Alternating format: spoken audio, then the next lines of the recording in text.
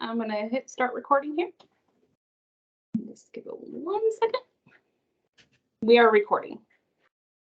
Thank you. Hello and welcome, everybody. This is Mayor Mary Ann Kloss. I welcoming you to the City of Clyde Hill Council Study Session for Tuesday, April the 26th, 2022. We are again holding this virtually due to the current pandemic situation. So we're getting to be pros about that. So I appreciate that. I will call us to order. Courtney, how are we with our roll call? All council members are present. Thank you. I would ask for a motion, since we used a city council meeting template, if anyone would like to make a motion to to delete the Pledge of Allegiance, which we're not required to do for study sessions. And I guess at this point, you can do anything else to the agenda that you may like. So move. Thank you there, Bruce. Do I have a second? Second. Thank you. Any further discussion? All those in favor say aye. Aye. Anyone opposed? All right, thank you. And so that then takes us through the approval of the agenda. I just want to be clear in case that went by fast. Did anybody need to make any amendments to the agenda other than what we just approved? Just making sure you were clear. I'd like to ask for just a quick update on where things have netted out in terms of the extra money that came in related to COVID and it being paid out to employees. There was some discussion at the last council meeting about ending that. I'm not clear on where that netted out. Yeah. But I believe that we authorized it in like October, November, and I think unless we deauthorize it, I think it should be continuing to be paid out, but I'd like an update on that. That's all. Okay. Is there a second for that? Second. Okay. Any further discussion? All those in favor of amending the agenda to add on the ARPA update for employees benefits? All in favor say aye. Aye. Anyone opposed? Okay, that passes unanimously. We will add that in. Thank you. Okay. That being said, we will move on to the study items. I have it down that this is a 2-hour, we guesstimated 2-hour, and I will check in with you in case things are going long. If we want to continue on in true spirit, or if you want to call it and add it on to another agenda. So I'll try my best to keep us on the time schedule. I will go ahead and I don't know if we care where that ARPA update is. I just tagged it on the end of the agenda. So I'll start with 3.1 and we'll go right on into the discussion regarding the Planning Commission, the workflow, the calendar. I know Councilmember Friedman, you had some questions at the last council meeting, just wanting some clarity over how it leaves the approval status and go into Planning Commission and so on and so forth. And I know that Dean on our team has looked that up and is prepared for some explanation, and you all have some documents in your packet. So Dean, would you like to clarify that, and then we can see what further questions there is? Sure. Thank you, Mayor. I hope we can get that. As the mayor said, we heard a little confusion at the April meeting about what has been and is being heard by the Planning Commission Thursday night. So subsequently, we had Attorney Brubaker distribute a memo outlining the roles and responsibilities of the Planning Commission. And then Friday afternoon got together with Council Member Friedman and Hakamovich. And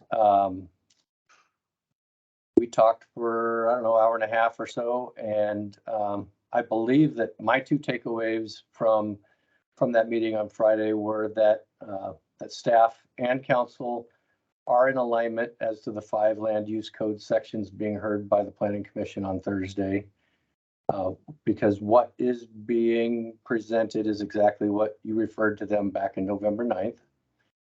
My second takeaway was a mutual desire to ensure that both staff and council are aligned with future items as they're referred to the Planning Commission. I hope that that has been our goal all along, and I stress that it continues to be. I have a little more on where we're going to go from here, but I guess I would ask Councilmember Friedman and Hakomovich, is that an accurate reflection of our takeaways from last Friday's meeting? I'll jump in. Generally, yes. The issue and what we discussed a lot was the importance that council and staff are in alignment when we assign a task to the Planning Commission to do their work. It's not for, I realize we're not here to tell them what to do, but you know, when staff is instructing the Planning Commission on the issues they're going to review, it's, to me, they have to be in alignment with what council thinks, and so that is the goal. Simple alignment to clarify. What I want is the Planning Commission to be successful. I want them to be able to feel like they're going through a process that they're going to present to us that we'll be able to review and feel like they've given us the tools that we need to go then approve or work through the rest of the issue that they're addressing. So I think the three of us got that understanding. The key to me is, what do we tell, what is being instructed to the Planning Commission so that they can proceed effectively? And that's the alignment I'm looking for.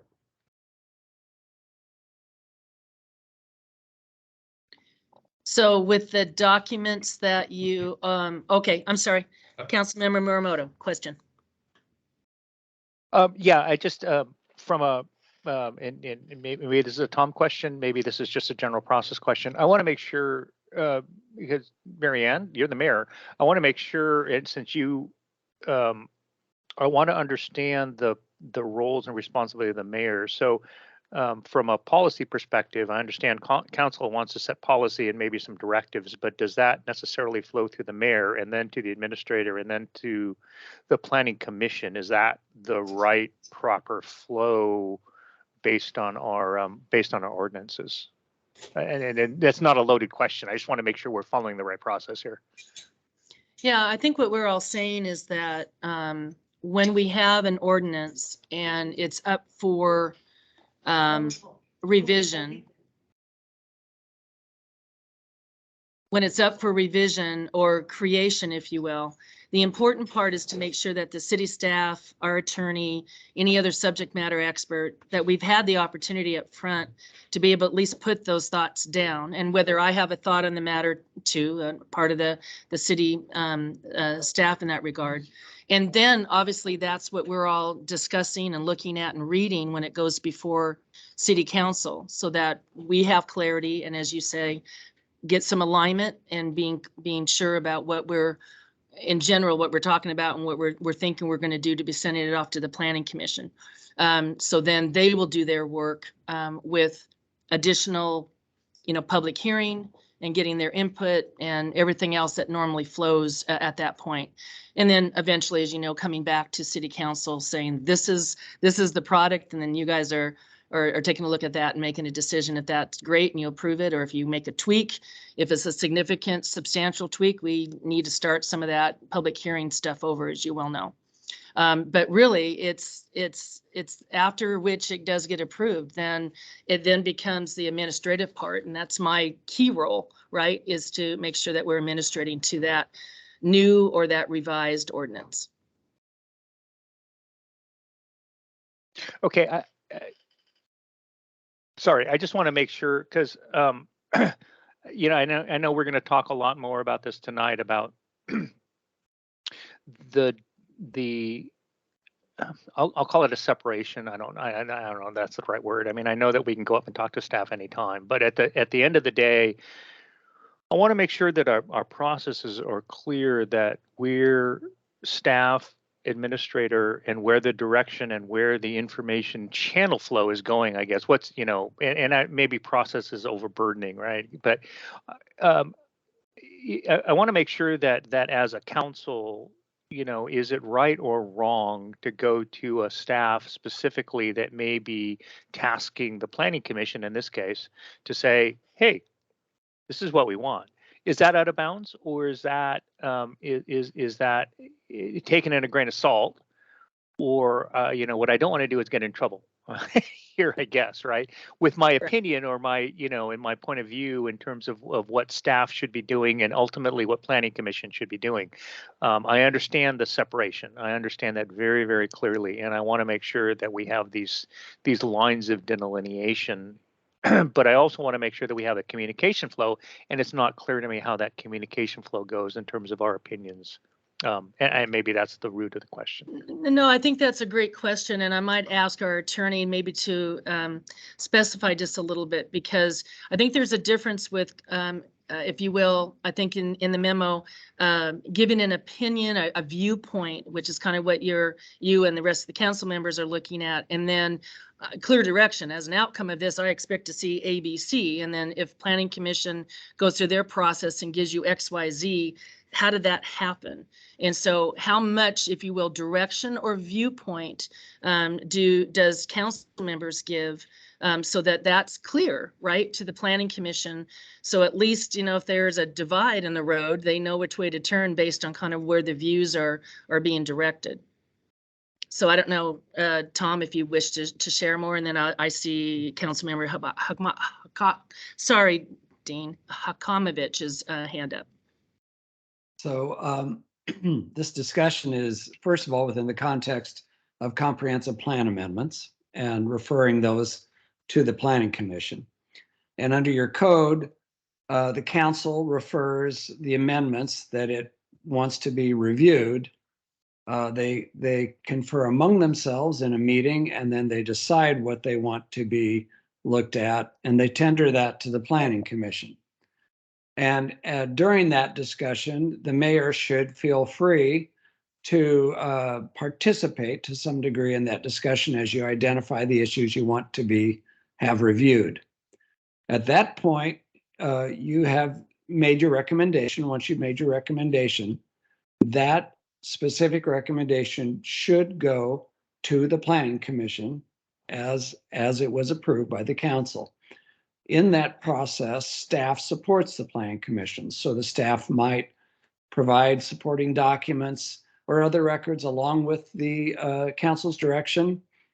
Then it goes to the Planning Commission to review and deliberate, build the record, take public testimony, and come up with a recommendation.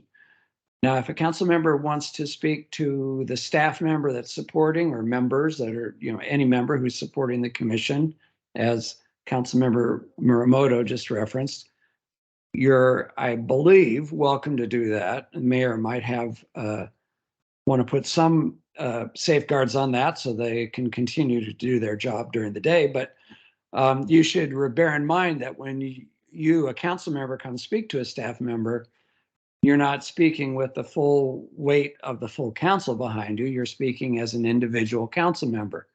Hopefully, staff will accept your discussion and consider it thoughtfully and fairly and honestly in responding to the council member and conveying anything to the Planning Commission. And again, as I said in my memo, the commission's an independent body, and council can't direct them what to do before they've conducted their research and held their hearing and determined what the best recommendation is to send back to the council for final decision for the community. I hope that was clear. Thank you. Okay, Councilmember Hakamovich. So I want to go back to Councilmember Friedman's statement that it's generally yes. It's not quite yes. It's generally yes. Steve, is that fair?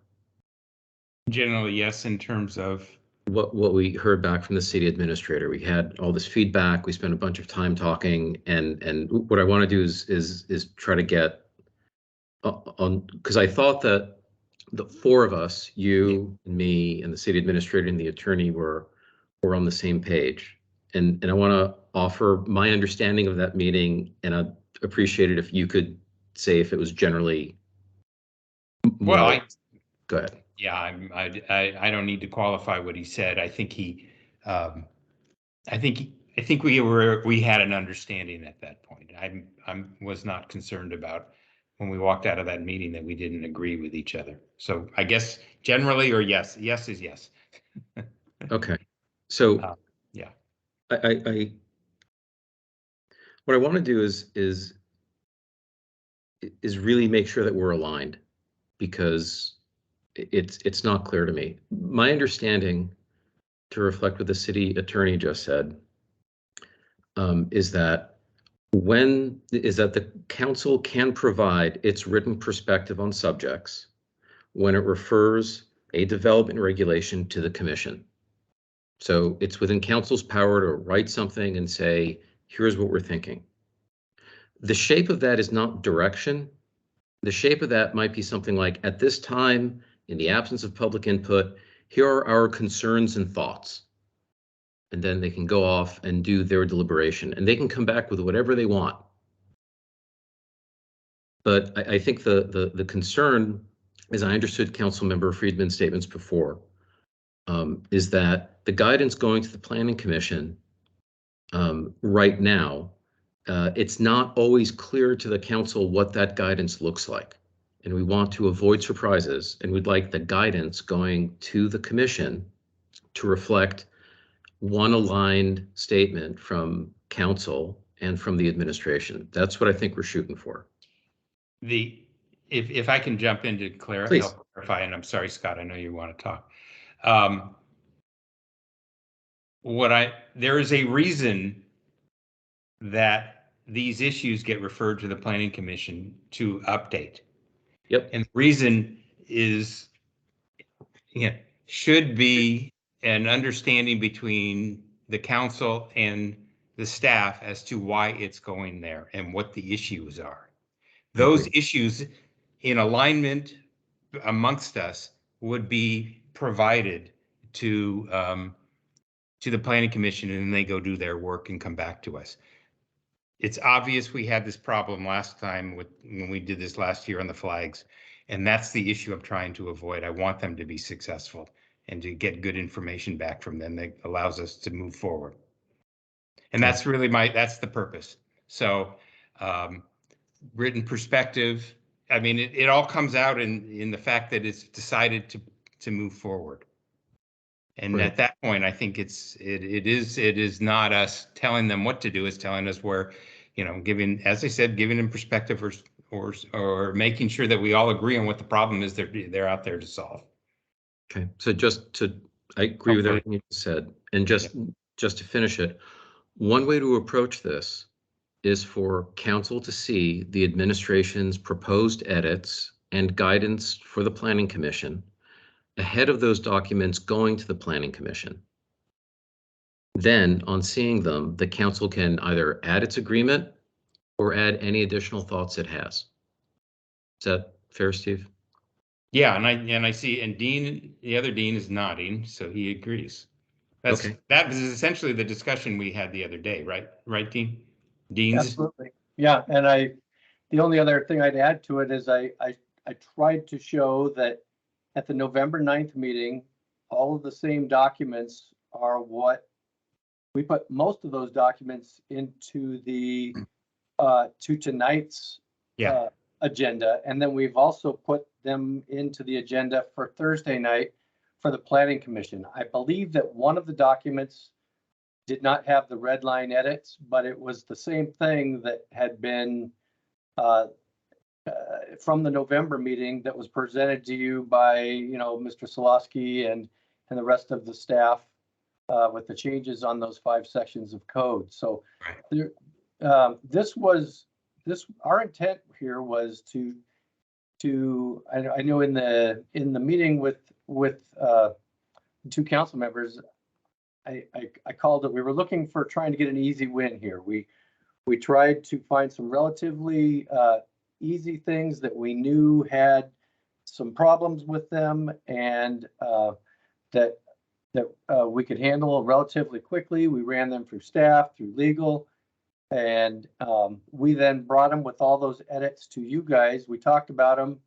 And because it's the procedure we had laid out after the flag thing. And then the idea was that you guys would refer them on to the planning commission. Yeah. And I believe that that's what we've done.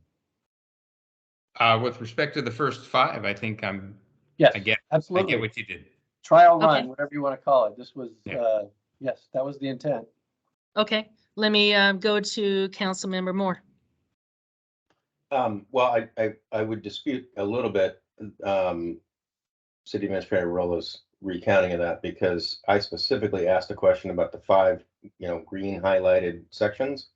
And I asked whether we could provide input to the planning commission ahead of their work so that we avoided a situation like we ran into with the flag committee. And I was told no, and that staff was going to handle that. So I just want to be very, very clear that this guidance is different than that. And I'm pleased to see the evolution.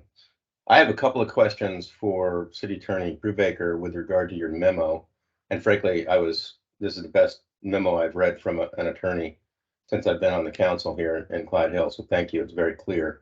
But that being said, this is a complicated issue. And so I do have a couple of quick questions here. One of which is you go through in here a list that summarizes, I'm quoting, the following list summarizes the city's planning commission duties established in the Clyde Hill Municipal Code. And then you tick through several chapters of it. One of which doesn't include, well, let me just ask it this way. These are 1, 2, 3, 4, 5 chapters.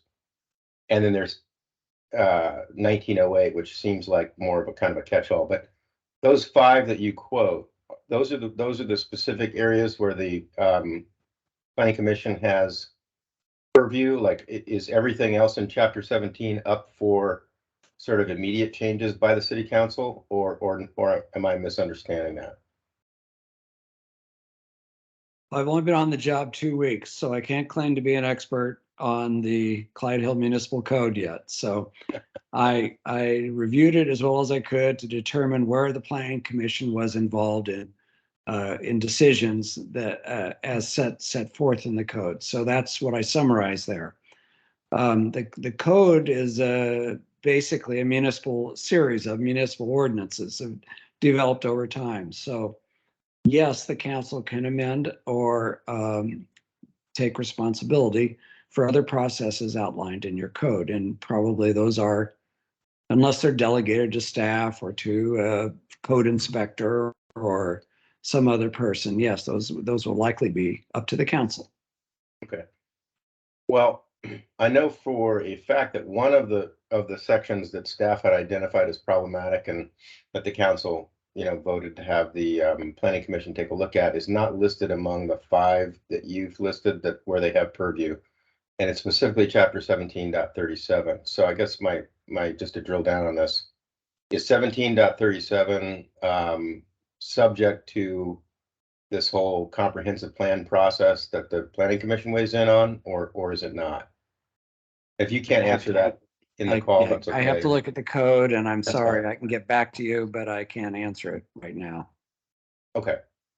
And then just to kind of follow up on that separate question, the second to the last paragraph in your letter begins, still when the council refers a development regulation to the commission as provided in chapter 1908, the council can provide its written perspective on the subjects, including the council's desired outcome, but only with the understanding that the council has not yet received the benefit of the commission's review of the written record and receipt of public participation.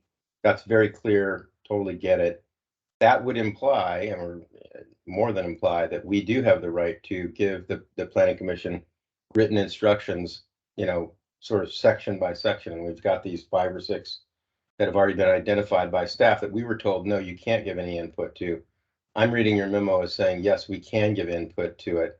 So A, I want to confirm that I'm reading it correctly. And B, I want to know, how do we do that? Like, do we have to do it as a group? Can we do it individually? Like, what's the best way for us to provide our feedback to the commission before they, hold hearings and the rest of it? Thanks. your decision as a council to select items and refer them to the commission can include your reasoning for choosing those items and your concerns about the way they operate at this time and how you'd like to see them differently. But that's a collective council decision. If you go individually, if you want to make you're certainly welcome at the meeting or on your own to make an individual statement. I think there may have been some other direction about when a council member can speak before the planning commission. From my perspective, although you're council members, you're also residents, property owners, and you should be able to speak before the planning commission when they hold hearings. You should probably identify both that you're a council member and that you're not speaking for the full council when you do that, if you do that. But similarly, when you go to a staff member, if they're developing support materials for the planning commission, you can ask them questions and provide them your perspective, but you cannot direct them what to write or what to provide. That's under the mayor's authority.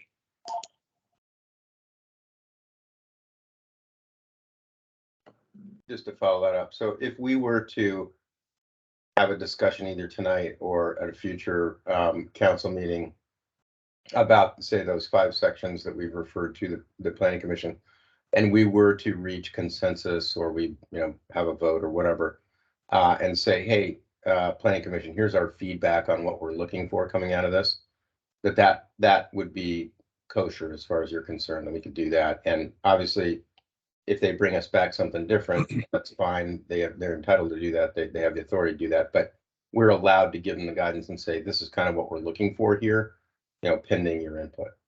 Am I understanding that right? I mean, you can't direct them what to do, and which is what you just said.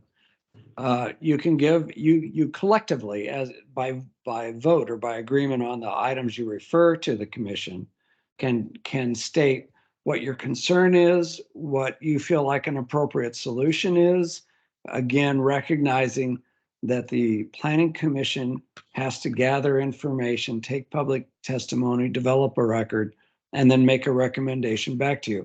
The whole concept here is collaboration, communication between the council and support staff, mayor's office, between the council and the mayor's office and the commission. So the commission has an understanding of what the concern is of the council, and they can work within that context so that they don't bring back, unless they feel driven to, something off base or wildly opposite of what the council is looking for. It gives context to the commission about what the issues they are being asked to deal with as they review the record.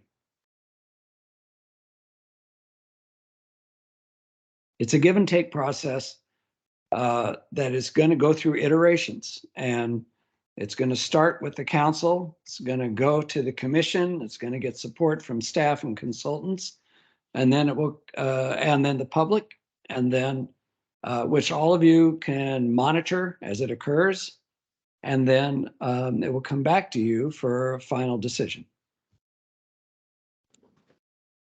Okay, Council Member Jones. I want to ask something that's different than what we're talking about here. So, I mean, it's not wildly different, but I'd like to, if there's other hands up that want to continue this question. Okay. So this relates to my thinking about, I think it's the Thursday night planning commission meeting. And if I've got this right, the 5 things that they're going to look at are the 12, 17, or 17, 12, 18, 19, 48, and 52. Which you provided text to in our packet. And I'm just thinking of process here. To me, this is correcting some parking defects or some changes that are needed, and that type of thing in these 5 sections. And this is not meant to be the comprehensive plan review of these sections. It's meant to make these specific changes to these five sections of Title 17. But why I'm saying that is, it can be done, it can be accomplished by ordinance, that can be changed. And then as the Planning Commission works with their entirety of Chapter 17 or Title 17, some things in these sections may come up as being inconsistent or in some way interrelated to other changes that they're making as they do the entire Title 17, and they may need to revisit these as part of that process. And that would be a natural outcome of the comprehensive plan and municipal code update. So hopefully I'm thinking of that properly. Is that correct?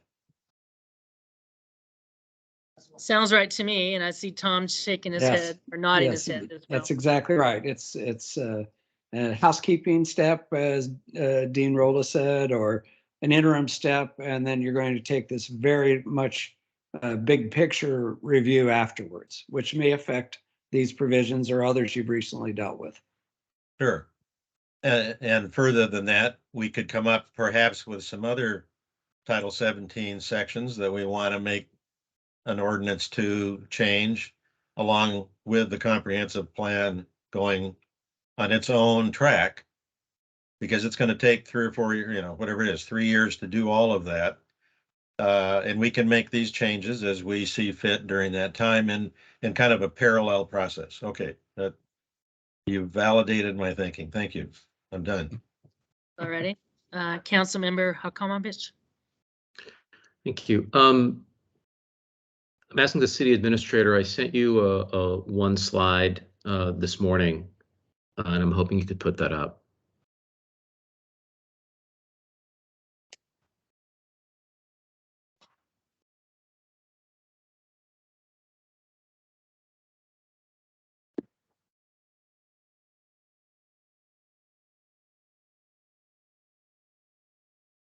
Okay, so I'm not sure if folks can read that.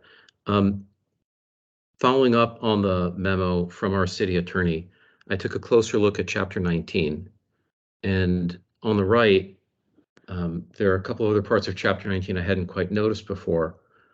In 08.060, it says the city administrator shall compile and maintain for public review a list of suggested amendments and identified deficiencies or defects to the plan and the city's development regulations, Title 17. I talked to Councilmember Friedman about this. We're bringing this up, I'm bringing this up with some coaching from him as a going forward issue. Can't change the past. I want to focus on what we're doing looking ahead. It's my understanding that we don't have a list like this that's arranged and available to the public. Is that right? There is Dean, no I think that single- is right. We had it before, if I recall, when Terry was in the role. And then when things changed over, there really wasn't consistency of documentation, but you can correct me. There is no single one document. We have developed, we obviously gave you the other list of about 15 of them at the December meeting. Remember, these are the 5 from the November meeting. I'm that sorry, staff- this is a list of No, defects, not of chapters with defects. Yes, but I'm telling you, we gave you a list of, at least a partial list of 15 of them or so at the December meeting, of which you guys prioritized 7 of them, I believe. We recommended 6 and you guys added a 7th. Again, I'm sorry, I feel like I'm not really tracking here. This talks about a list of deficiencies, not a list of Title 17 chapters or Title 17 sections with deficiencies. This is an actual list of deficiencies referred to here in 1908, 050, and 060. Well, okay, I mean, that was the list that we kept of those. We have a list of all of the code interpretations that have made as well. This particular section of code actually that link there to 1908-030 actually goes over to that process where anyone can do the petition process in October, November to get changes to the comp plan and land use codes made. That's where that actually links to. Right. Okay. So I think my point here is, I think we don't have a list of deficiencies or defects sitting around. I think that's what I heard the mayor say. And There is not one single list. That's a true statement. okay, and if there are 5 lists, I'm not sure if they went to council. I think we got lists of here are sections of code, not lists of deficiencies or defects. Right. We gave Okay. we gave about 15 or so that were identified as areas that need work. I think most common I complaints and keep things like that. barking and you keep quacking, and it's not going anywhere. So I kind of want to finish this perhaps.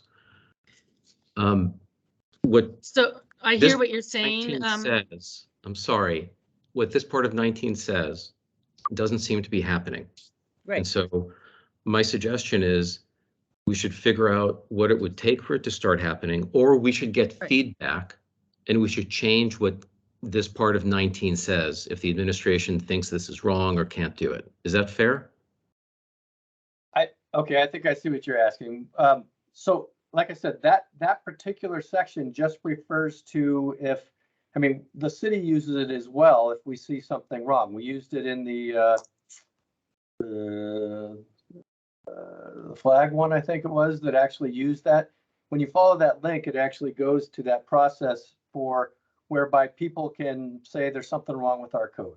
So Just clear, that's the form one. that requires, I'm just clarifying, that's the form that requires a $500 fee to provide feedback? Yeah, that's true. Yeah. Okay, just making sure we're all on the same page. Right, and that's the, we've only had one of those. So, I mean, to be, I guess to say to follow that, there's been one in the last like 4 or 5 years, whatever it is. Okay, so just given the time constraints and everything else you have to cover tonight, what I'm saying is, this is what chapter 19 says. I don't think we're following it, is what I heard from the mayor and what I think I heard from the city administrator. If 19 isn't working for the administration, it would be great to get feedback about what 19 should say. If 19 is good, it'd be great to get confirmation that as a city, we're actually following 19. That's Right. So what let's identify that these 1908-050 and the 060. What's been produced has been historically meeting the intent of what they're trying to identify as deficiencies, but it's not the letter of what the policy here is referring to. So we need to clean that up. You're right. Great. And just to finish this part off. So I look at what 19 says, and I think it's pretty clear. And we don't need to go into this more. I'm essentially, much as Councilmember Jones and I socialized the budget planning discussion topic at the end of the last regular council session, I'm putting this out for consideration. We might get to it at some point.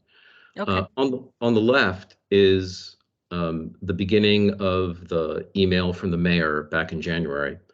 And highlighted, it says that there is no defects document, which is essentially what Chapter 19 says the city administration should be delivering. And it also says, nor would we want to have such a document. And so when I see a contradiction like this, I think there's another discussion to have. But right now, we're focused on the planning commission process, and we should finish that off. Thank you. Okay, there might be just a little disconnect of context, but in my hearing, do I have a,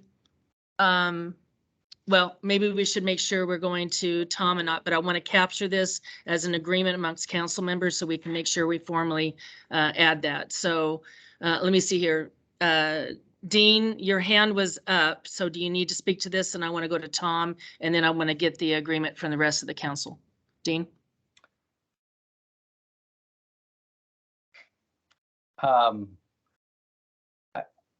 I guess to the strict interpretation of 1908-050, I believe we are. There's only been one in the last 4-ish years. And so there's no list to keep. That's all I have to say on that, I guess. All right, so okay, your hands. So now, Tom? Yeah, just a little point of clarification. Deficiency does not necessarily mean defect or a negative bad thing. For Right. example, you might have had a parking code that didn't provide for compact parking spaces, didn't have a separate provision that defined it or something. And then as that has developed over time, you realize that your code needed to clarify that point, or maybe a disabled parking space or any number of things. So a deficiency could just be something that needs clarification or an additional, definition or something like that to stay consistent with changes in the law and regulations on a state and federal basis. Completely agree. The administration used the term defect. I was trying to use the administration's term. It's not necessarily that something is broken, but it just needs to be improved upon or modernized, made to work with current times. All right, thank you. If I And can so- add, that's what the 5 are that we're doing. They are, they have small deficiencies, and that's what we're trying to clean them up. That's why they're hopefully go well.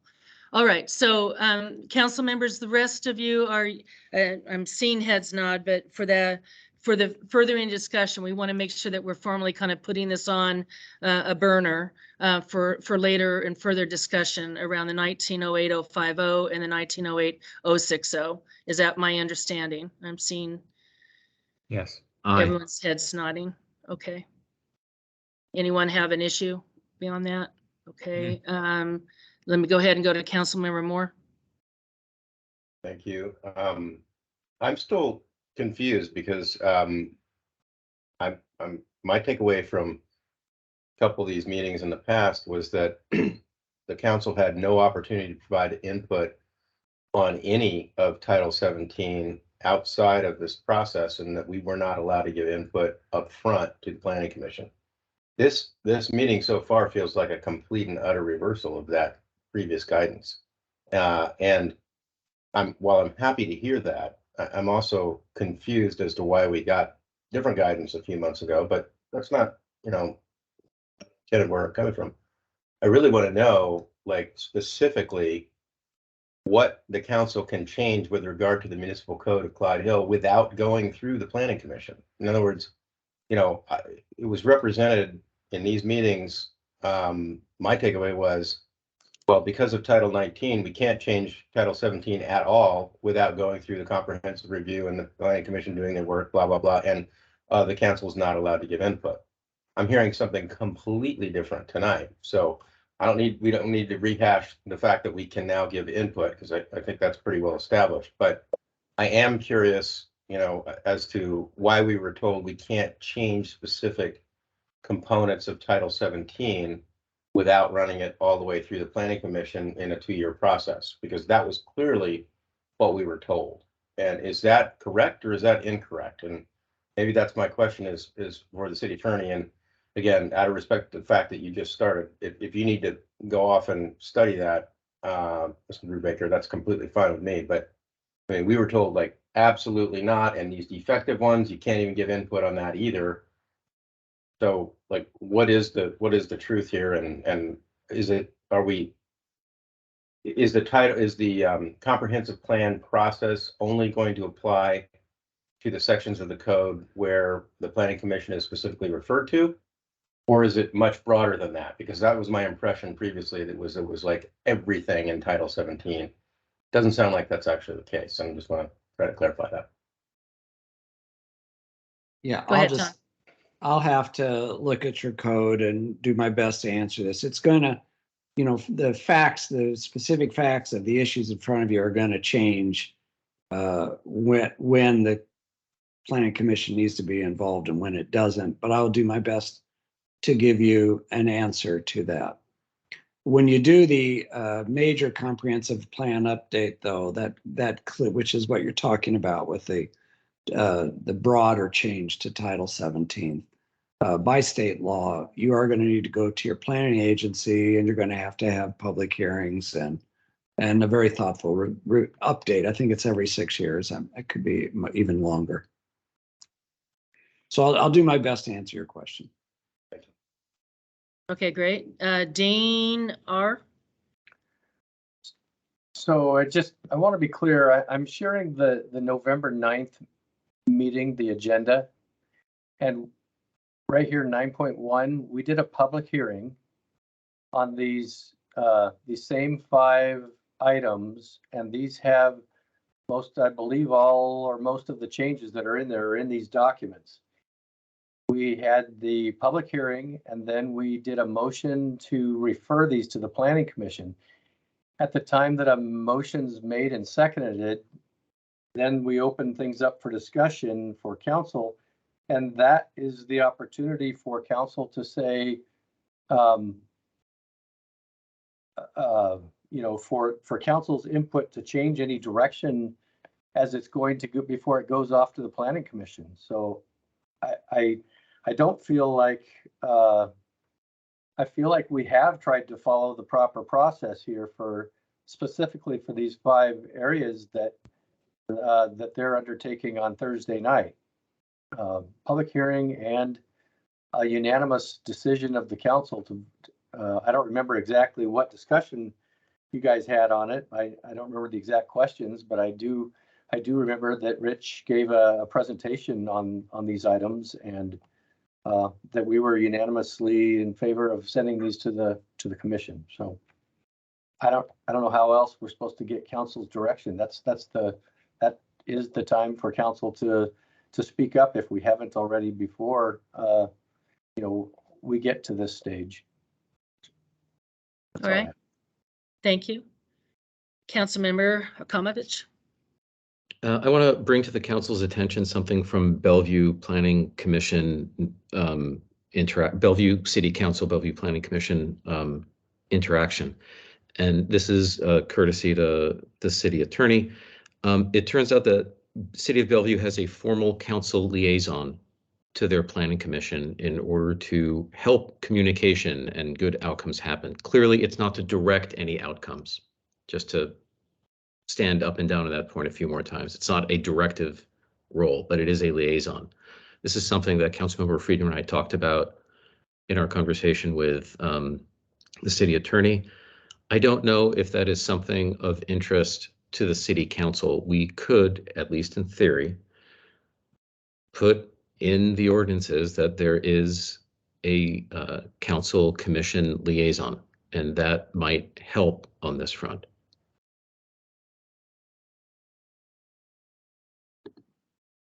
All right. What other discussions or comments people have? And based on what has popped up there, does anybody wants to make any for the motion? So I think we went through it. We explained the process. I think we went through using the examples under 3.1.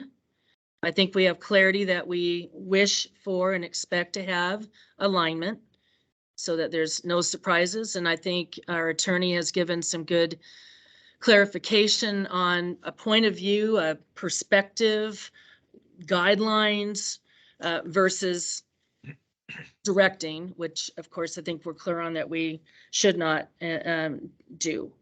And hopefully with that, as we start seeing these things play out, there'll be more, I guess, trust and verification that the process is doing what it's expected to do, that there's transparency for our residents so that they can see and hear where we are. And we should give good support to our planning commission, who are going to bear the workload of a lot of this and seek all the, appropriate public hearing. All right, Councilmember Jones. I just wanted to amplify what Councilmember Akamovich said in Europoint. We did use a council member liaison with both the Planning Commission and the Park Board. and have still that in play, and that it works very well. Just a comment. Thank you. Councilmember Moore. Thank you. I think Councilmember Friedman was ahead of me. Okay. Yeah, I just go off of my screen and it gives you a 1, 2, 3. So. Okay, fine. All right. Go ahead. I'll be good with this one. Thank you, Steve. So just to respond to Administrator Rolo's recent comment, there was a memo in the November packet. There was also a memo in the December packet, which is now in the packet in front of us tonight too, that talks about the land use code full review, and it references the 5 sections, the 1712, 1718, 1719, 1748, 1752. I think we all agreed on that, and I think that's what Mr. Rolo was just referring to, the fact that we had a unanimous vote to refer those to the Planning Commission. That's not what I'm talking about. I'm talking about the second page of the December 3 memo, which is repeated in our packet tonight, which has highlighted in Seahawks green, or whatever they call that, the 1704, 1708, 1737, 39, 56, and 80, and then I believe we added one for lanes. I know that I suggested that. These are the ones that I in particular want to give some feedback to the Planning Commission and haven't had the opportunity to do. So I know that in the meeting that's coming up with the Planning Commission, they're focused on those first 5, but once they're done with that, they're going to move on to these other ones that have been identified as being defects found, and these are the ones that we want to have input to. Okay, Yep. so I just want to clarify that.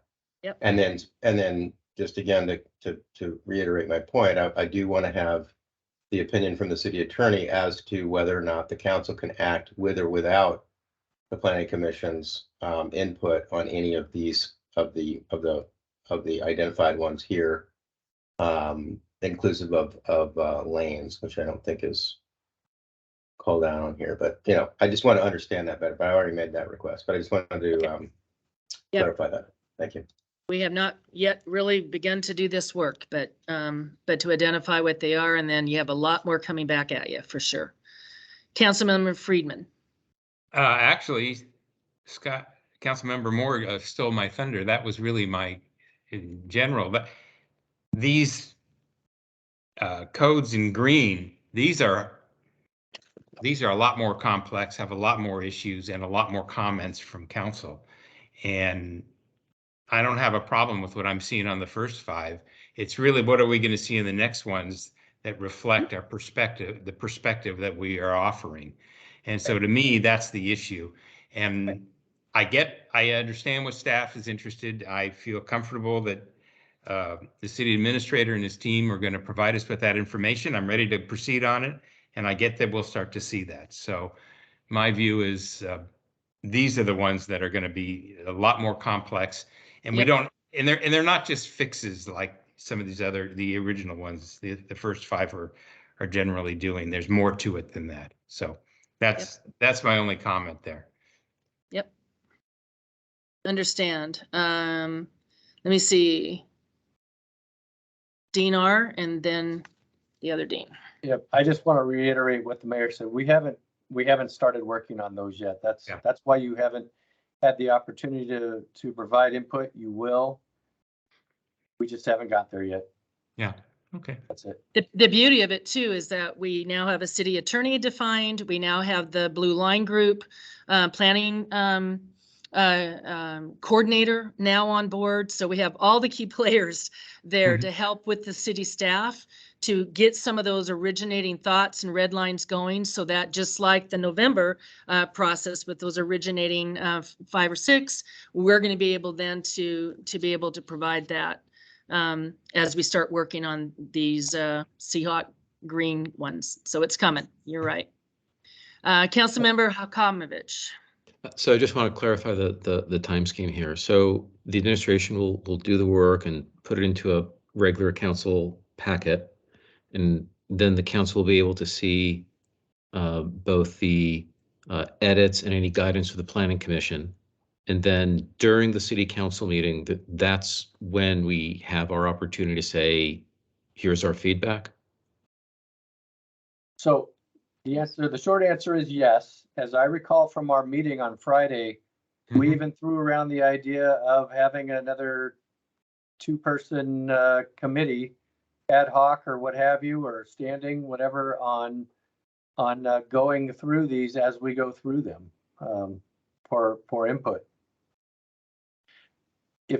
Was that the end of your question? Because I got. Yeah, I just wanted to understand, because right now, if I imagine how this plays out, here are these, call them 6 sections that 2 other council members have said, hey, they've got a bunch of feedback on. And the packet comes out on a Friday night, and then Yeah. council members have Saturday, Sunday, Monday, Tuesday during the day, and then during an otherwise crowded agenda session, they can try to get a few words out, and then it's, well, do you want to send this off to the planning commission because the clock's ticking? Or do you want to hold it back until we can discuss it some more?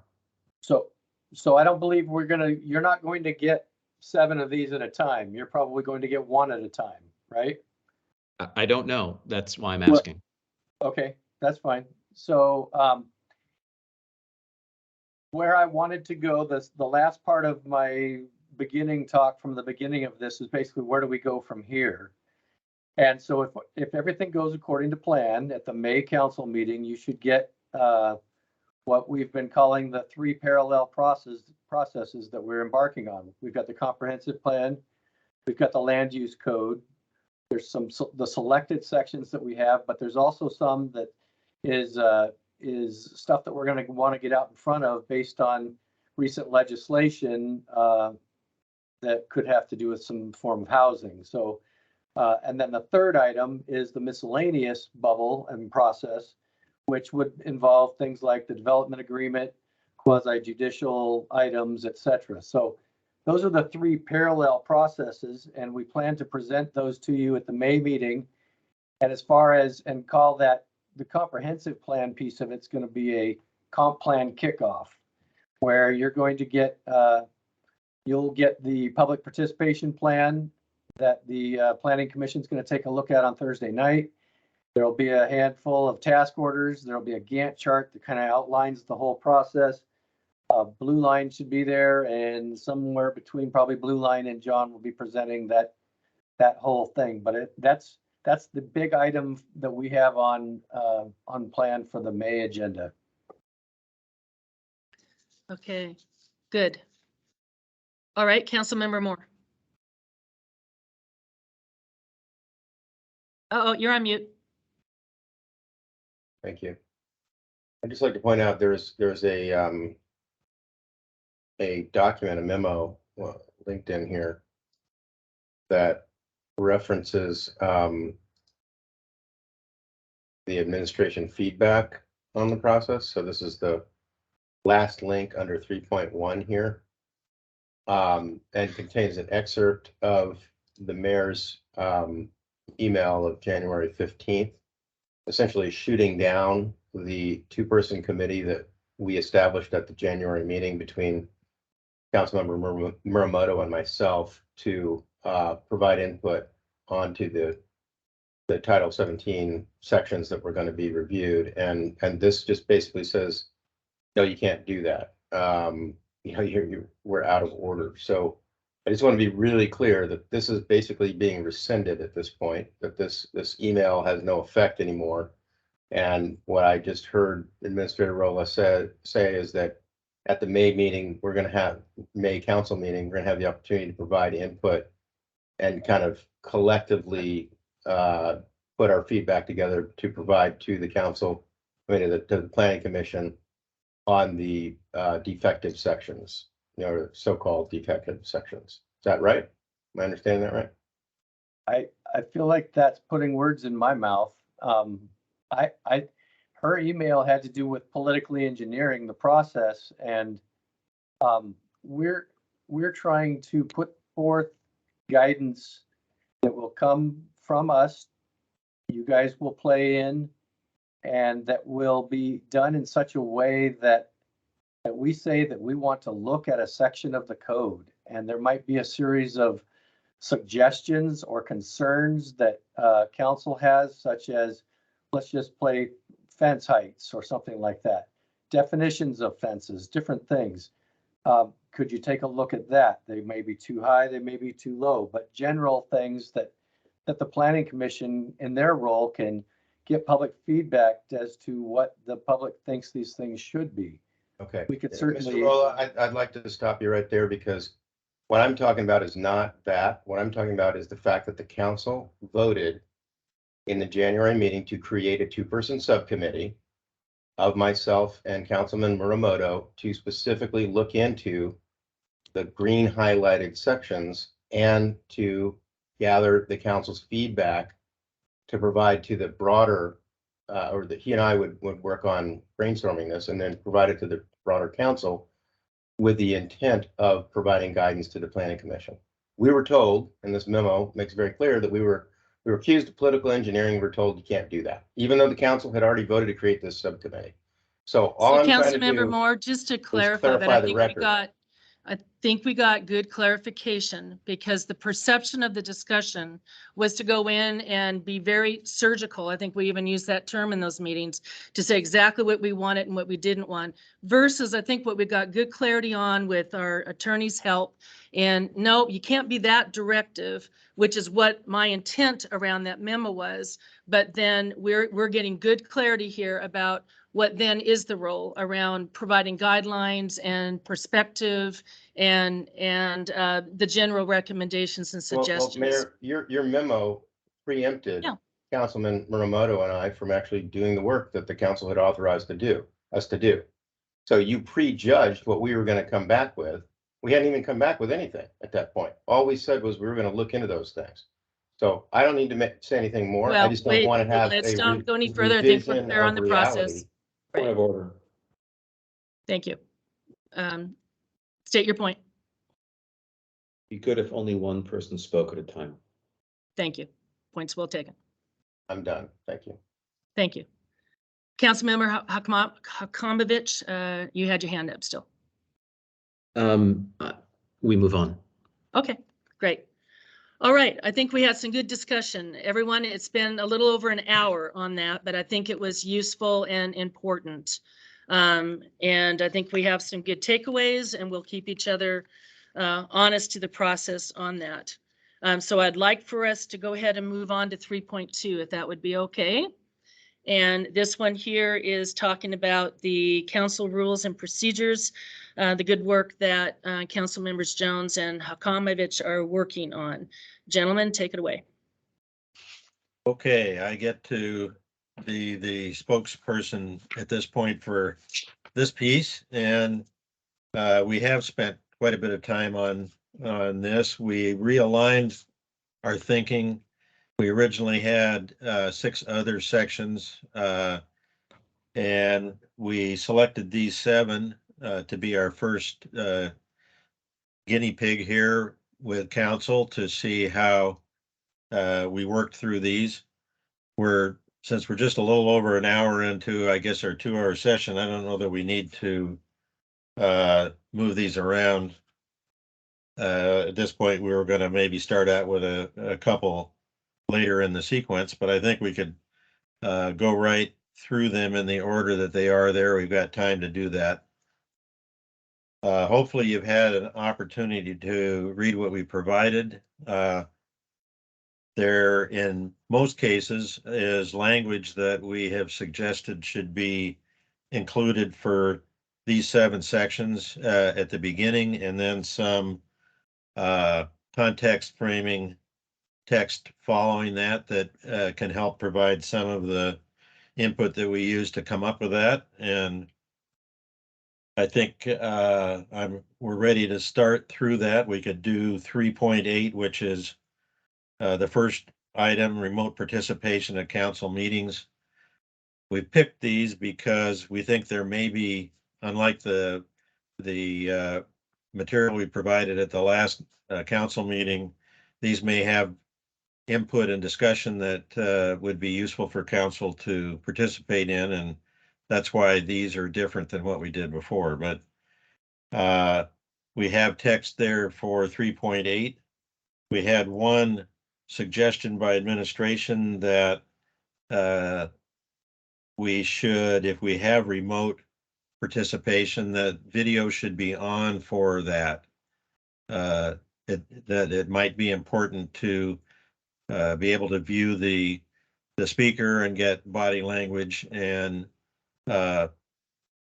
other input other than just have a phone call. And so that was a suggestion to be added to the lines that are there. But any council member comments on 3.8?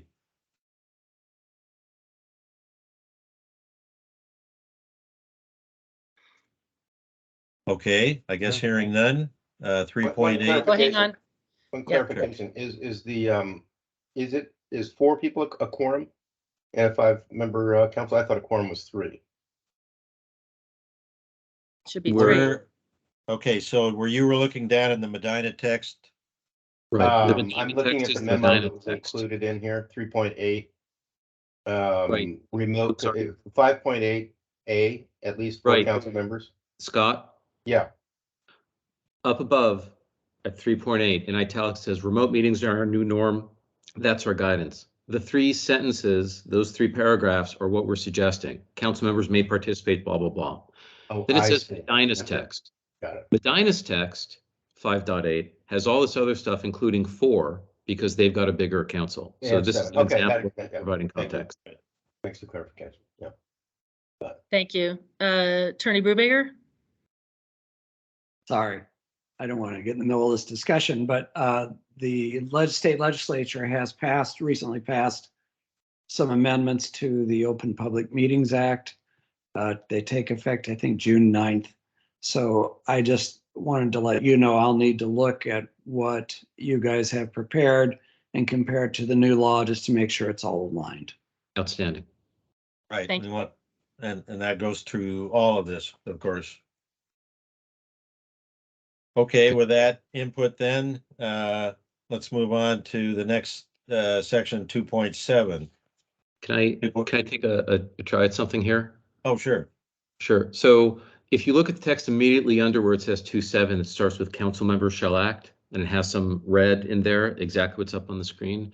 That's what we're suggesting for our section here in Clyde Hill. The original Medina follows underneath. The gist of what the section is about is simply basic guidance. We follow Medina closely. We just consolidated Medina's external references, so it's all in one place and enumerates OPMA and PRA and the rest of the city policy.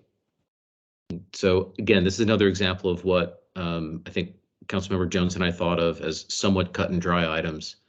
I'm curious if any of the other 3 council members have anything to offer here, or if this works for them. I'm seeing thumbs ups. All right. Okay. Councilmember Muramoto? Yeah. Oh, having read this earlier today, I just want to say thank you. It's a yeoman's job of creating this, but it's a great job. Thank you. Thank you. Thank you. Tom, you may want to lower your hand. I don't think you meant to leave it up, unless you did. Okay, I see the sorry. Go ahead. My apologies. Sure. 2.8 for public participation. The gist is this makes it easier for residents to communicate by permitting them to send an email, which is what Medina does as well. Other than that, it is somewhat innocuous. There is a question about whether folks should give their address, and here we are following the administration's meeting guideline by saying just indicating if you're a resident of Clyde Hill. Again, this one seems pretty cut and dry. We also changed manager to administrator between the cities. Curious if the other 3 have feedback.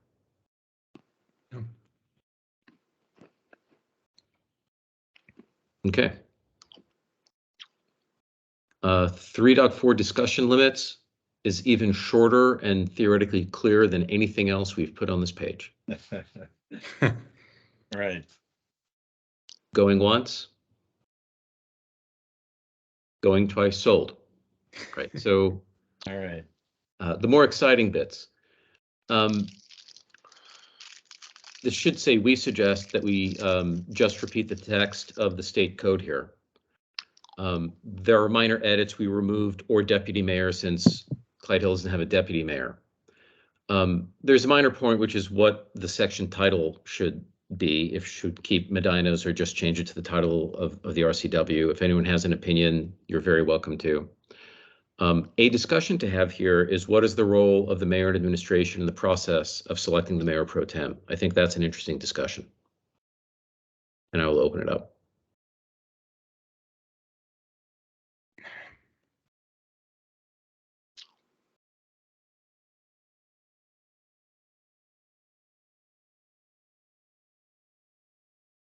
I'm not sure if folks are being super polite or.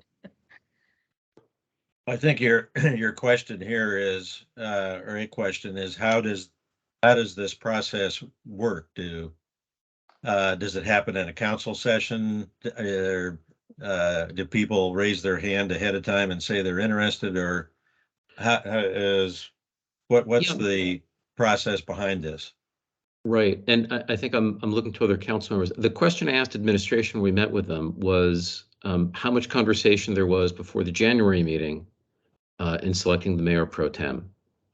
And there were a couple of different answers. And before we get into that, I wasn't sure if between council members Friedman, Muramoto, or Moore, if you had any opinions about how this should work. How it should work? Yeah. It didn't rise up to high priority in terms of having to have a long discussion on this. Okay. I felt like there was a process that we followed, and in many ways, this kind of is there. The council agreed to it, so. Right. Okay. To repeat the question, I asked the mayor and the city administrator how much conversation they had. Sorry, go ahead, Mr. Moore. You're muted. Oh, please finish your point and then I'll jump in. Oh, I just asked how much conversation there was going into the meeting because Councilmember Jones and I read on the process in a bunch of other cities. I asked the mayor said that she had not participated in conversations ahead of the meeting. And then if I recall, the city administrator said that he had engaged in some conversations having to do with seniority and potential conflicts of interest. I'm not sure if I'm characterizing that correctly. I'll check. That sounds about right. And Dean as well. Okay, he's muted, not sure. Okay, go ahead, Yeah. Mr. Seen a head nod. Yeah. No, I'm curious as to answer that question. What discussion did happen prior to the meeting?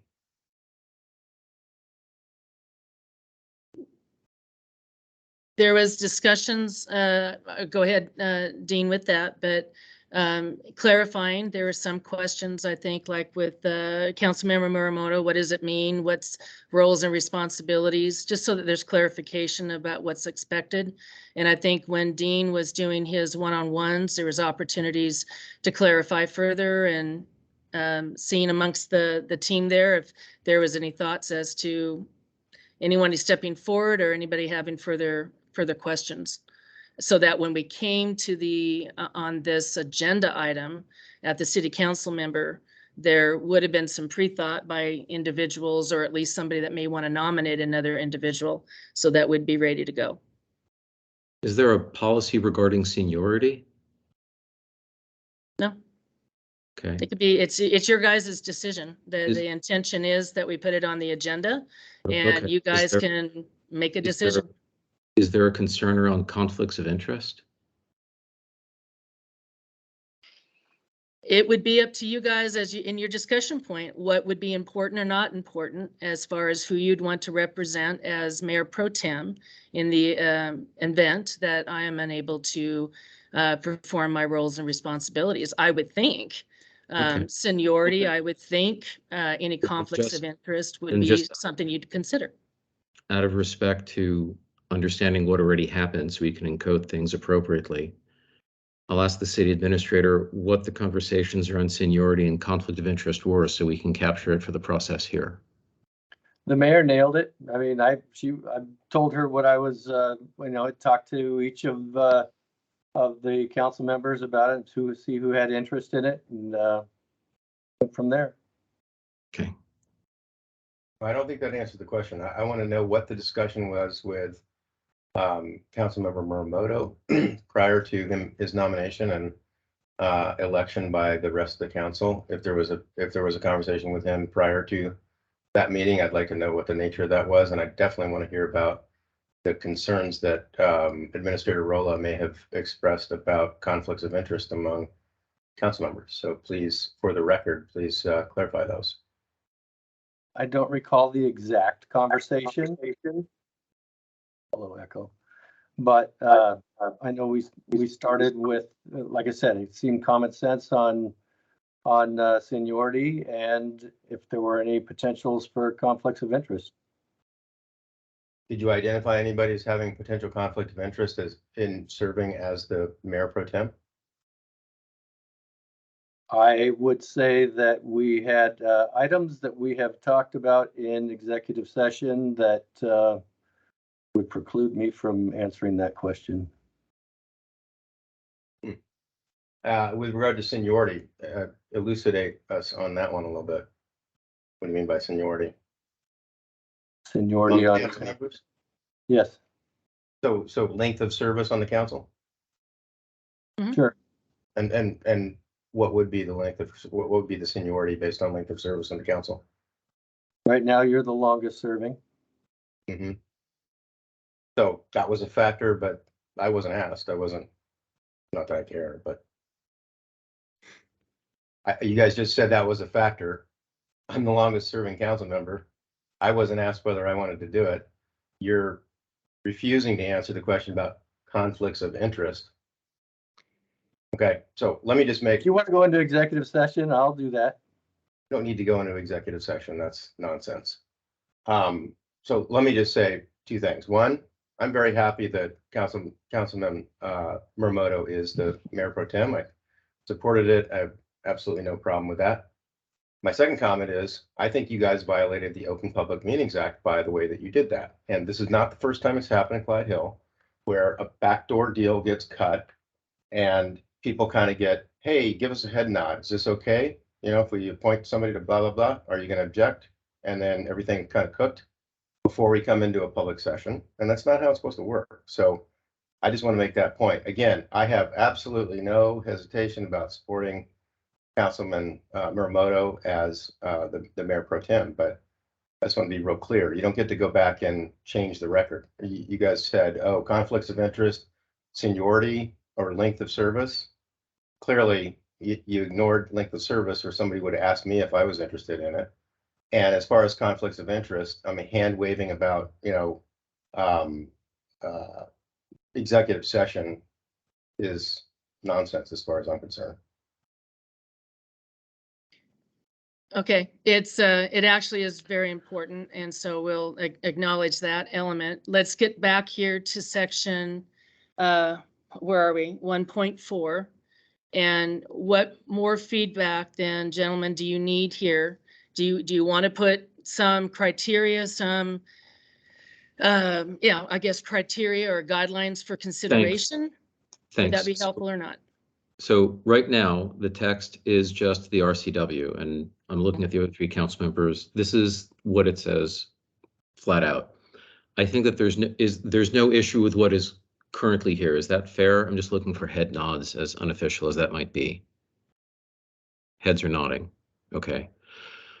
Do people want additional text that just the Clyde Hill Municipal Code, Chapter 2, I think uses the phrase interference for council interference with administration matters. Do people want language like that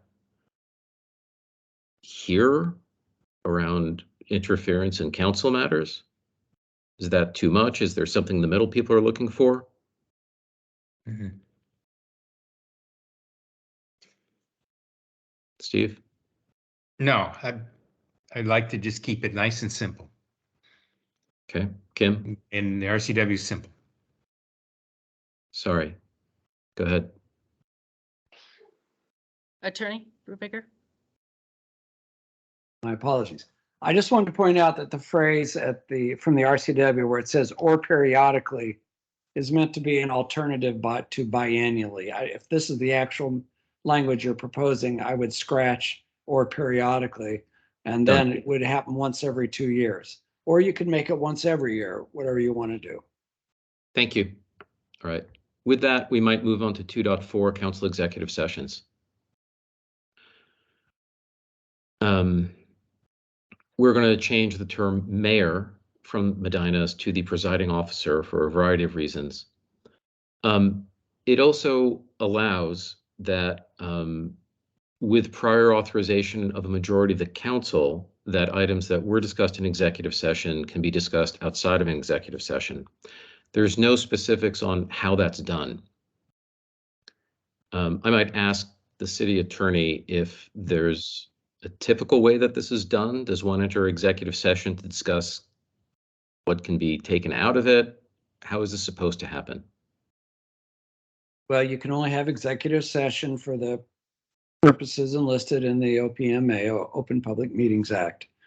It's appropriate to explain which of the bases in the act, which are the reasons for executive session you're using, to limit the discussion once you're in there only to those matters, and to tell the audience the estimated length of time you're going to hold the discussion. If the discussion goes on longer than the estimated length of time, you can break out and announce it's going to go on for another 5 minutes, 10 minutes, whatever you want to do. This is something you already understand and know, I'm sure. And then, of course, no final action on your discussion until afterwards, after you're out of executive session. I completely agree. How does the council find a majority or have the discussion or determine a majority in order to give that prior authorization to divulge matters, documents discussed in executive session outside of it? I'm not quite sure I understand your question. Are you trying to determine how you decide when to have an executive session? Who decides when? There's a bit in the RCW around the opportunity for a majority of the council to determine that a topic discussed in executive session could now be discussed outside of executive session. Perhaps for the interest of time, I'll send you that topic in email and we'll figure something out and come back to the council here. Certainly, that's fine. Certainly in executive session, if there is a consensus among the council to terminate it and discuss it in public, that's always an option of the city council. Okay. All right, great. Then the last item is the authority for these rules in the process of modification. I think we've got a couple questions on the. Sorry. Didn't mean to rush you. All right, I see my hand first is Councilmember Moore. Yeah, I just want to clarify one thing here on the 2.4. You've got 2 bullet points under that, and then you got the original Medina. Are these 2 bullet points under 2.4 to be added to the Medina ones, or do they rip and replace that whole? I'm sorry, those 2 bullets were meant as discussion points, and we were just going to keep the original Medina as is. Oh, okay. And does the Medina language, I haven't read it really carefully, does that also cover the same thing? So it allows council to pull things out of executive? I'm going to separately find the text that talks about matters outside, and I'll send that separately. Thank you. Great. Councilmember Muramoto.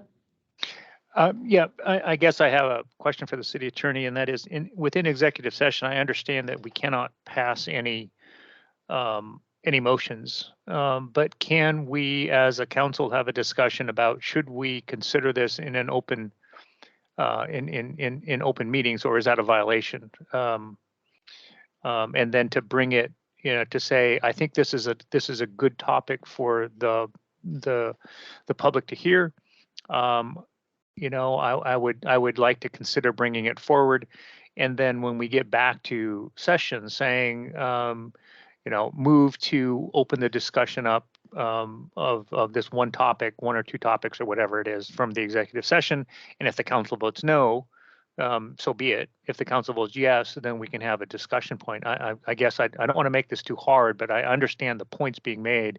I just think that there's probably a simple way around that, but maybe I'm missing something.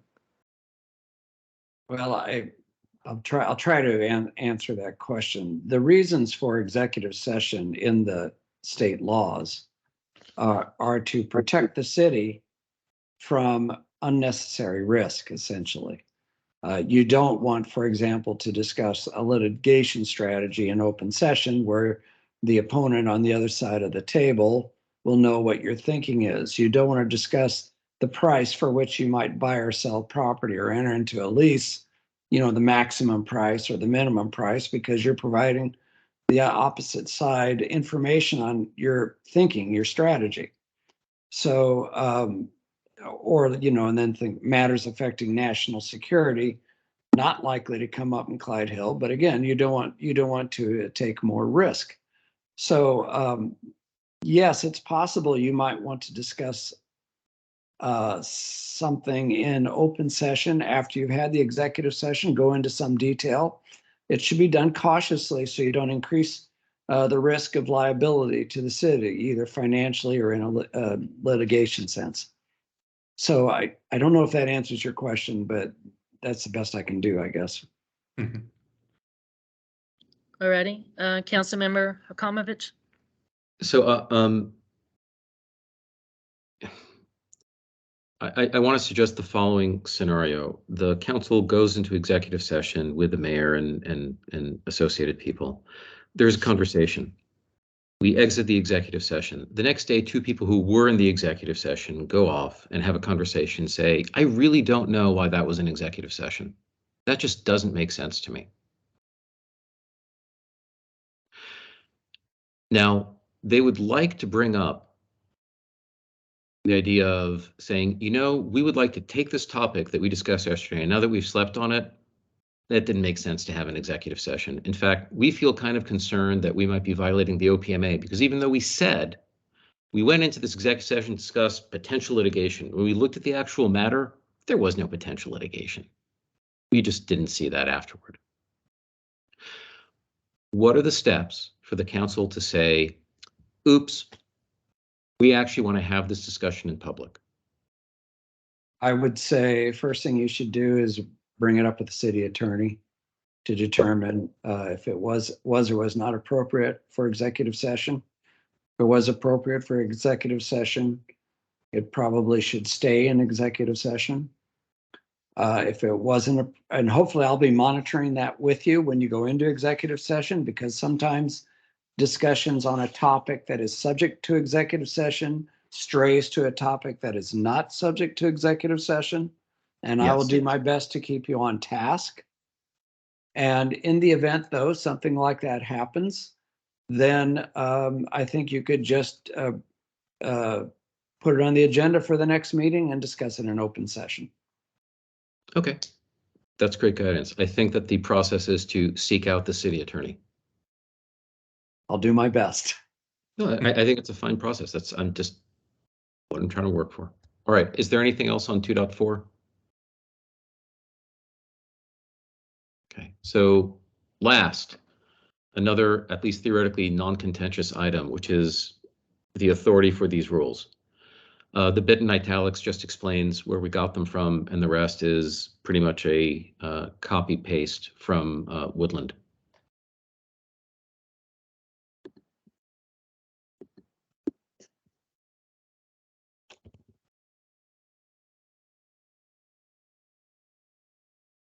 Bruce, you want to be the auctioneer? Right, are we ready to say okay to these 1, 2, 3, go? All right, well, thank you for your input. Perfect.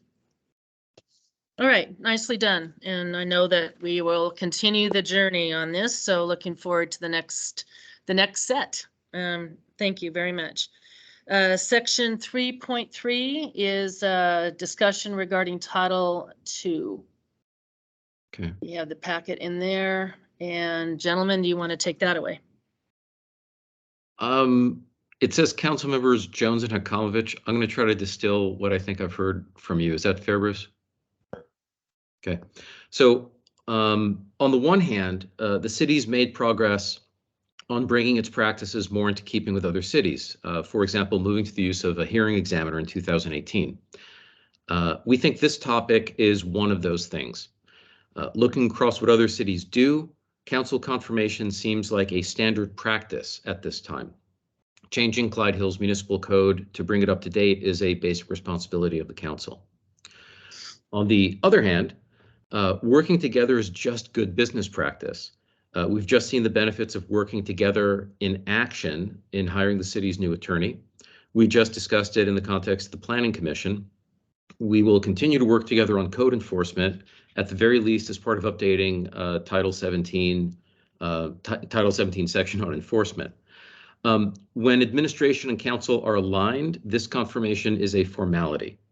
And when council administration are not aligned, confirmation is an opportunity to get them aligned to serve the best interests of the community. We want to make sure, we want to make clear that this is a going forward change for whenever the next time is that a mayor appoints a city administrator.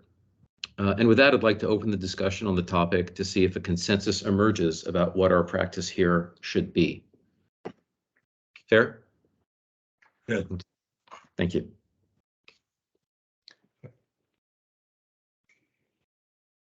All right. Who has read and have a comment or a question? So I should offer that very specifically after all the data. If you scroll down a little bit more, there's for consideration, which is in Councilmember Jones's handwriting.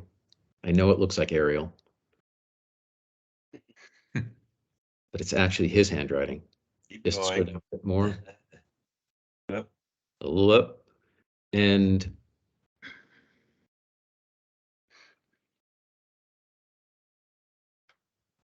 down. Where it says for consideration. Page 56. Yeah, at the Oh, bottom this bottom is, of page the- four. I'm sorry, what? For no. There you go. Before that, Up a little. there. right there, bingo.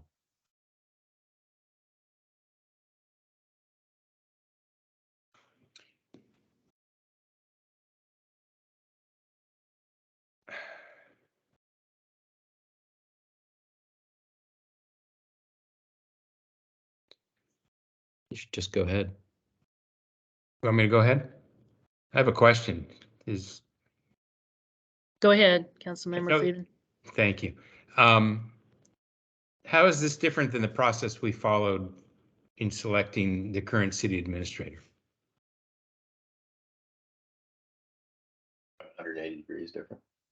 Well, I don't know that I feel that way. I remember, you know, I'll grant you that there was a recommendation by the mayor. We went and had a discussion about the selection in executive session, and then we concurred with the decision. No, we didn't. We approved the salary. We did not get a vote on the decision. That appears to be, I kind of look at that as the letter of the law. When I did this, I was not thinking of it in those terms. I was thinking that this is a recommendation by the mayor as to who we should select. We had a discussion about the selection. We didn't discuss the salary that I recall. And then we had a confirmation. I know we voted and I know what the vote was, and I don't, but to me, that was a decision that we made as a council to confirm that selection. I think that's just factually incorrect, Steve. I mean, no offense, but the vote that we took was up or down on the contract as presented to us and which we reviewed in executive session. The choice under Clyde Hill Municipal Code currently is exclusively the mayor's, okay? So it is her choice as to who she's going to hire, not nominate, but hire for the job, okay? We don't have any say in that whatsoever under Clyde Hill law right now, which is contrary to, I believe it was 17 out of the 22 municipalities that the memo, covered. So almost every single other jurisdiction has a step where the, a job like that has to be confirmed by a majority of the council. And to me, that's just common sense. I mean, we don't confirm the Secretary of State, we don't confirm a Supreme Court justice without a majority of the Senate voting to do so. But in Clyde Hill, the person can be confirmed, and the only say so that the city council has currently under current law is whether or not we agree to the contract and essentially the compensation. Well, So that's pretty material difference. Well, but that's not the way I felt that we went through this process. I understand the law and what the rules are and what ultimately now we're voting. In my, I don't know that I saw, but I didn't see it that way. I felt like we were discussing the selection, and we had that discussion. And in theory, with our approval of the funds, we could just say we don't agree, and we could deny the funding. That would pretty much end the process, unless the city administrator is going to work pro bono. But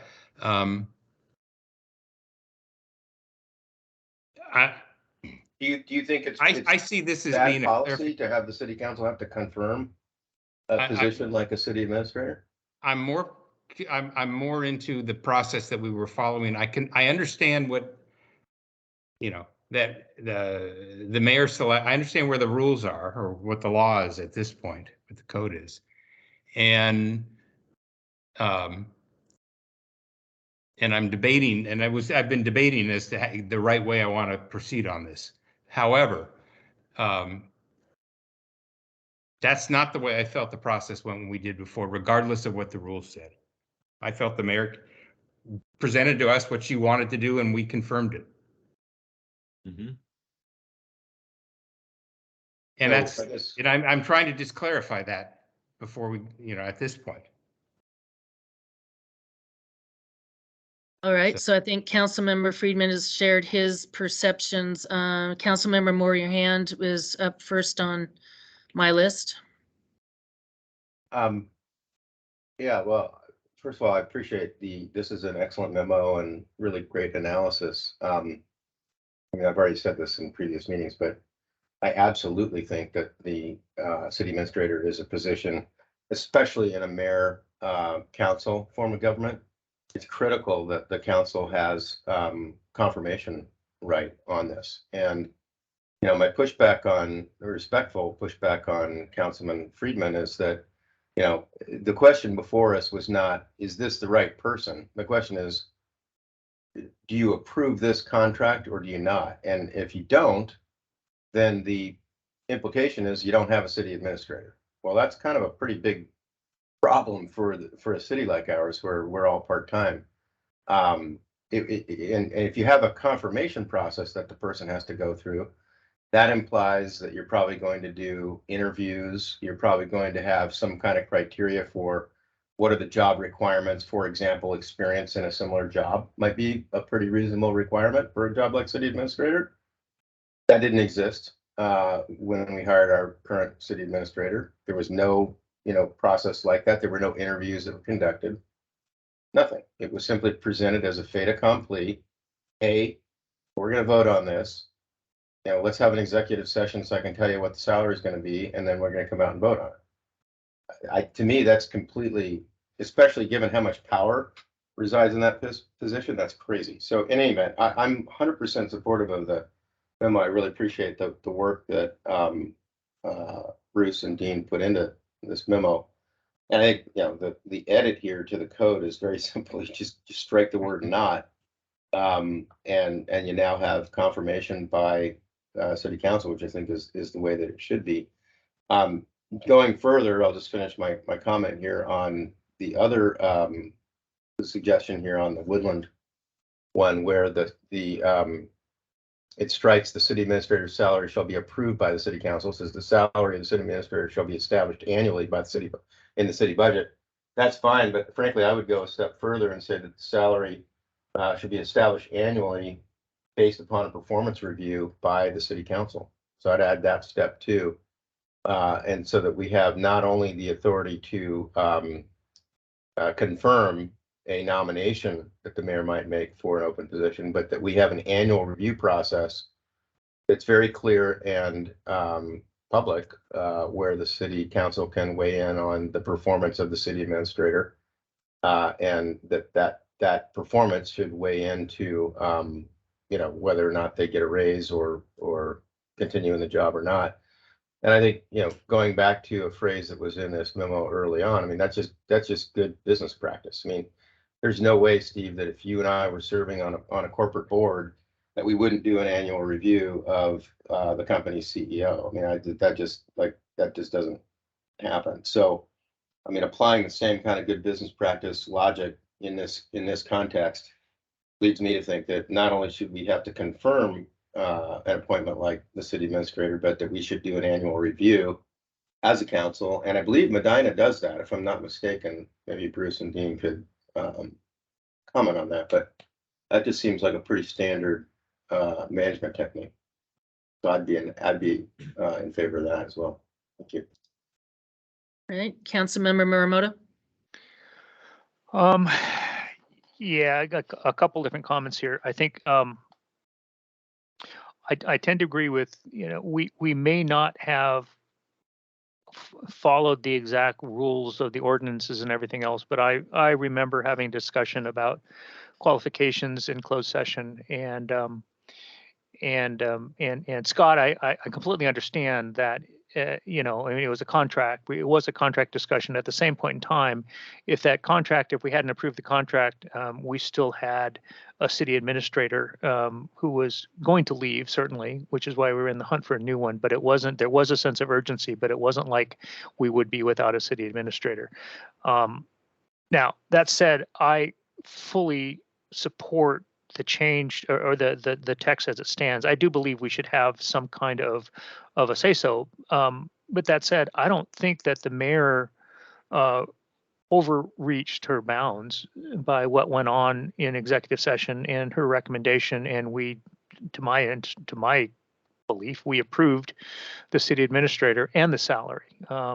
If we had vehemently opposed the city administrator, it's not clear whether the mayor would have gone forward or not, but I suspect she probably wouldn't. The other side, to your other comment, Scott, is that as much as I would love to run this as a business, we are not a business. At the end of the day, we are a governmental institution with 3 branches, and I am a little bit concerned about the separation of powers here. And I'll just say that from a constitutional standpoint, the fact that we could have approval over the administrator, yes and no, but in terms of review and everything else, I think now we're suddenly taking on the role of the executive branch, and I'm really concerned about crossing over that. We could certainly voice in public meetings our disapproval of the mayor and anything she might have to say about a performance or whatever. Again, keeping private comments, aside. But I am a little bit concerned about crossing over that bridge. So, enough said. Thank you, Councilmember Hakomovich. I want to return to Councilmember Friedman's comments. I think I heard you super clearly on something that I hadn't picked up on before, and so I want to try to make sure I'm tracking. On the one hand, the important part is I want to look at a process that I think we considered successful. Whatever the rules said, I'll say that the city attorney process sure looks like it was successful. There is engagement, there is discussion. Is that fair? Steve? Oh, okay. Yes, I agree. Okay, and so we're not trying to specify a process here. I think what we're trying to specify is a role of confirmation. Essentially, the process that happened with the city attorney involved engagement and critical review. there was a committee that was empowered and was part of the process. Everyone who was on the council had multiple days advance notice of who the candidate was and had time to go and think about it on their own. And what I think I'm hearing happened is that the council found out about the candidate and the process essentially during the meeting, and processed it during the meeting and made essentially had a very small window of time during a session to discuss the matter.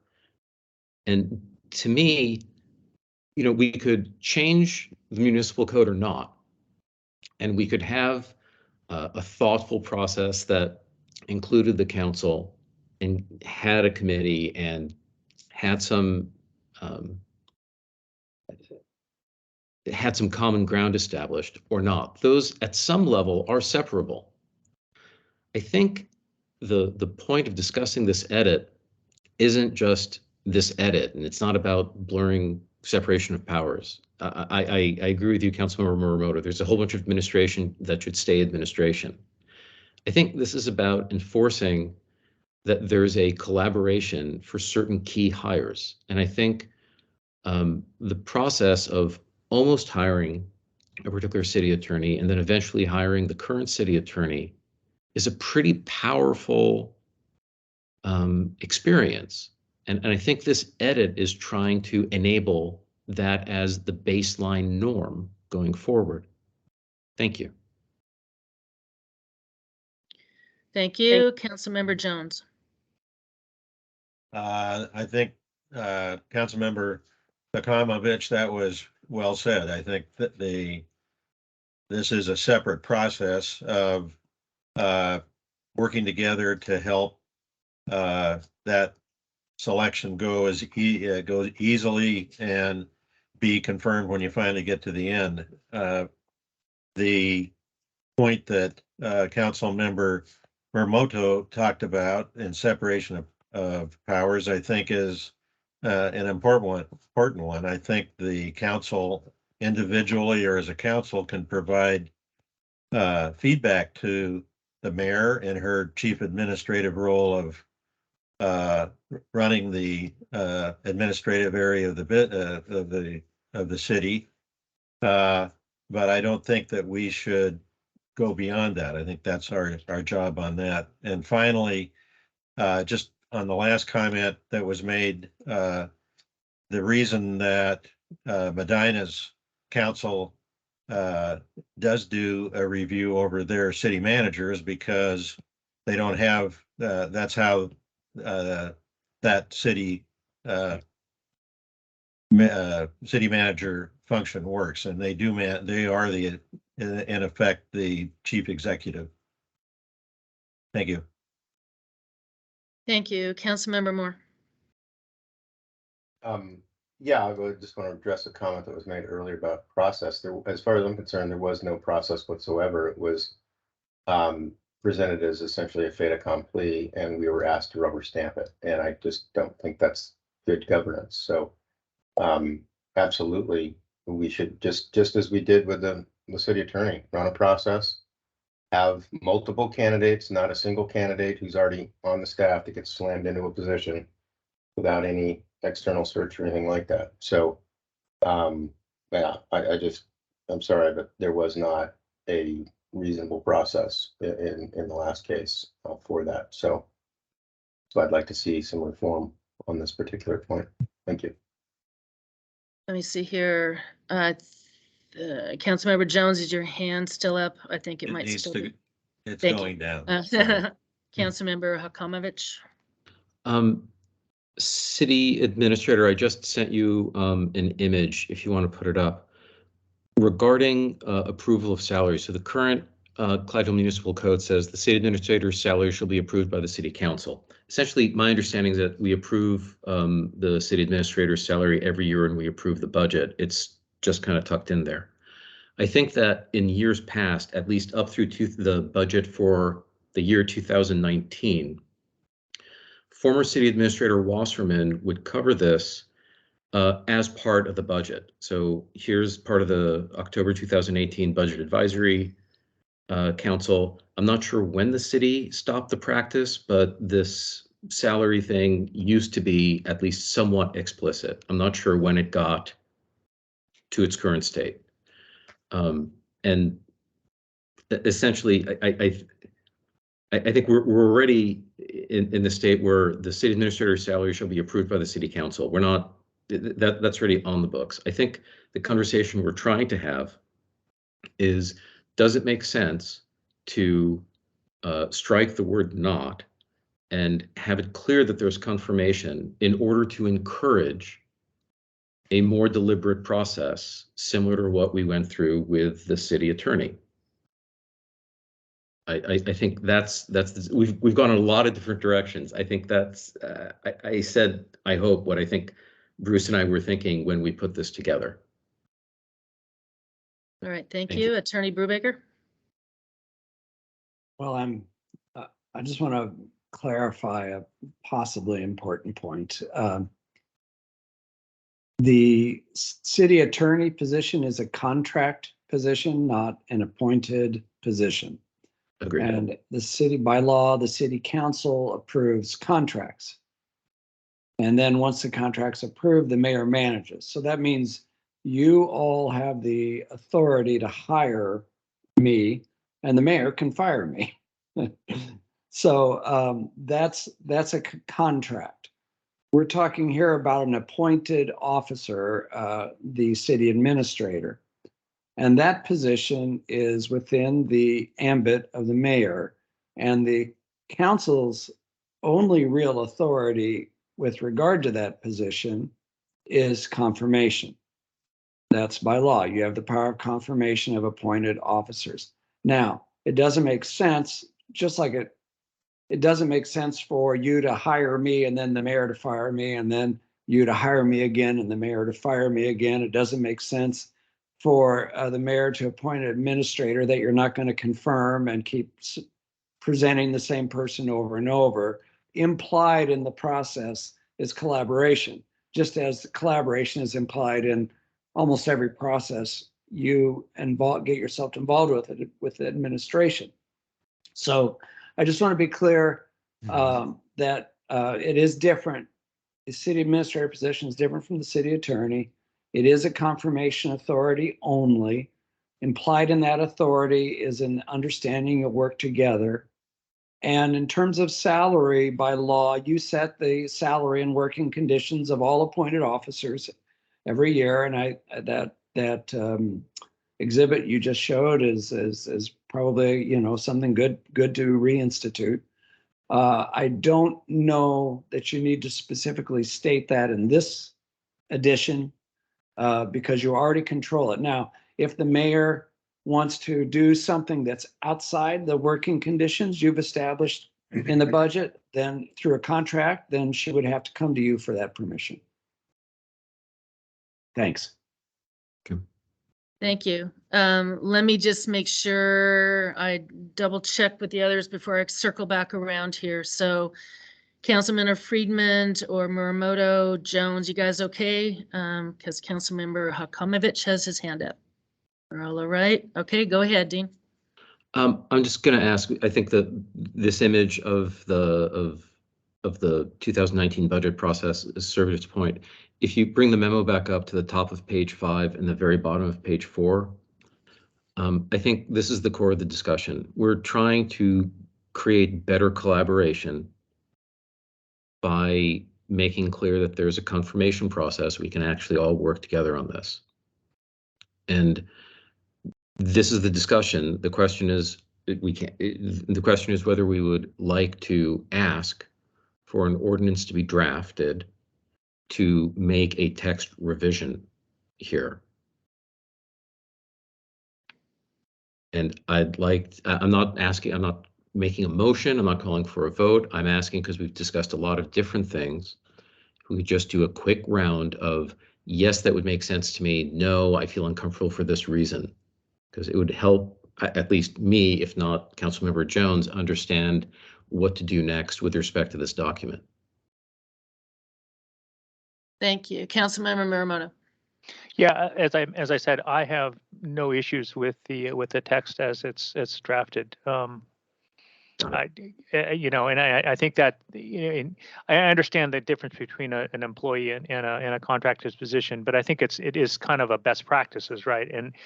And I think to Attorney Brubaker's point, I find it hard to believe that the mayor would go forward with a recommendation with the council vehemently opposed to what was going on. That would just be, at the worst, bad politics, and at the best would create an uproar. So anyway, I'm fine with this and a change to our ordinances. Thank you. Okay.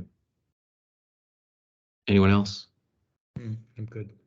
Okay, so I think, and I'm open to correcting this as I am very new to this.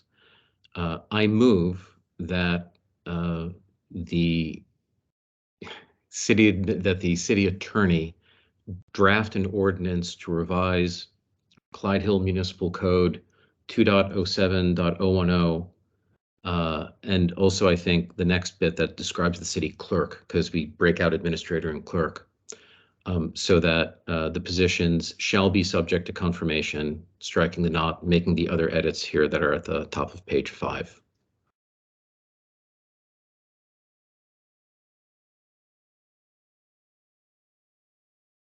There's a motion by Councilmember. Can we make a motion in a study session? I wasn't sure that we could do that. I'm literally just trying to politely or effectively ask that next time we sit down at the regular session, there's an ordinance for us to vote on. I'm not sure if I just look over at the attorney and say, hey, could you draft an ordinance for this, or if you actually need some show of hands. We need the council to agree to this level of work. I have no objections to that. So I is that a agree to that. second? Yep, I do. Agree. So I'm hearing all those, no further discussion. All those in favor, looks like everybody's saying yes, heads nodding. Anyone opposed? So Attorney Brubaker, then I guess you'll be working with Councilmember Hakomovich on the language for Title II. 0.07.010. Thanks. And just to be clarified, because we are in a workshop, this is simply a motion to prepare a draft. Correct. The draft will be considered Yes. after appropriate notice Yes. at a regular meeting Yes. of the Clyde Hill City Council. Yes.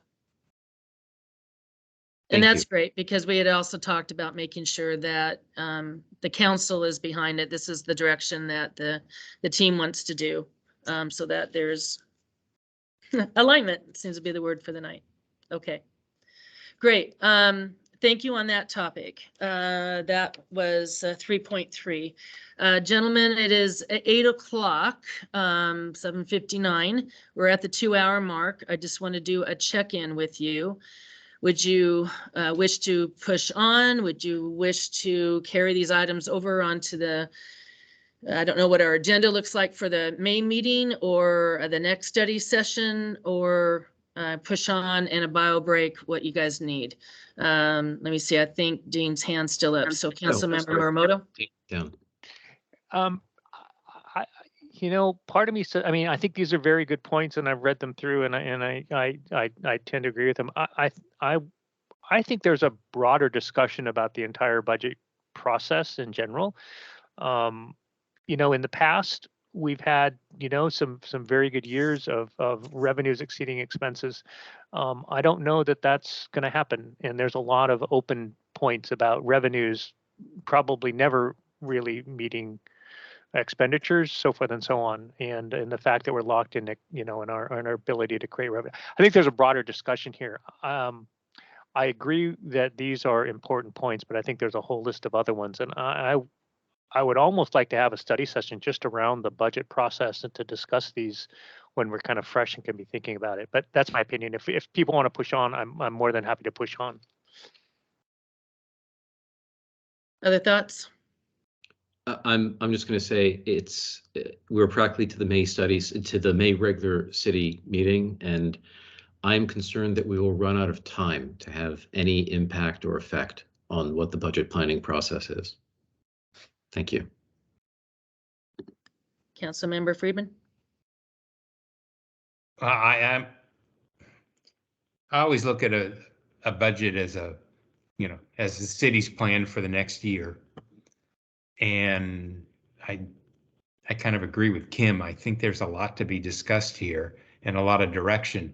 It might help to get a sense from the city administrator what the timing is for when that work really begins, when they start putting the key plans together, so that we know, we get a sense of when we can, whether we need to discuss it right away or we can put it into the next separate study session or the next study session.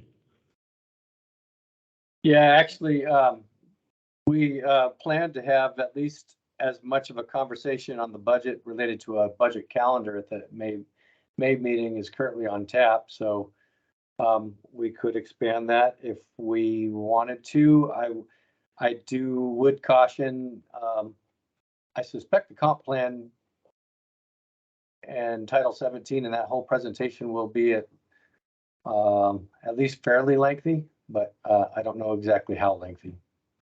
However lengthy we make it, I guess.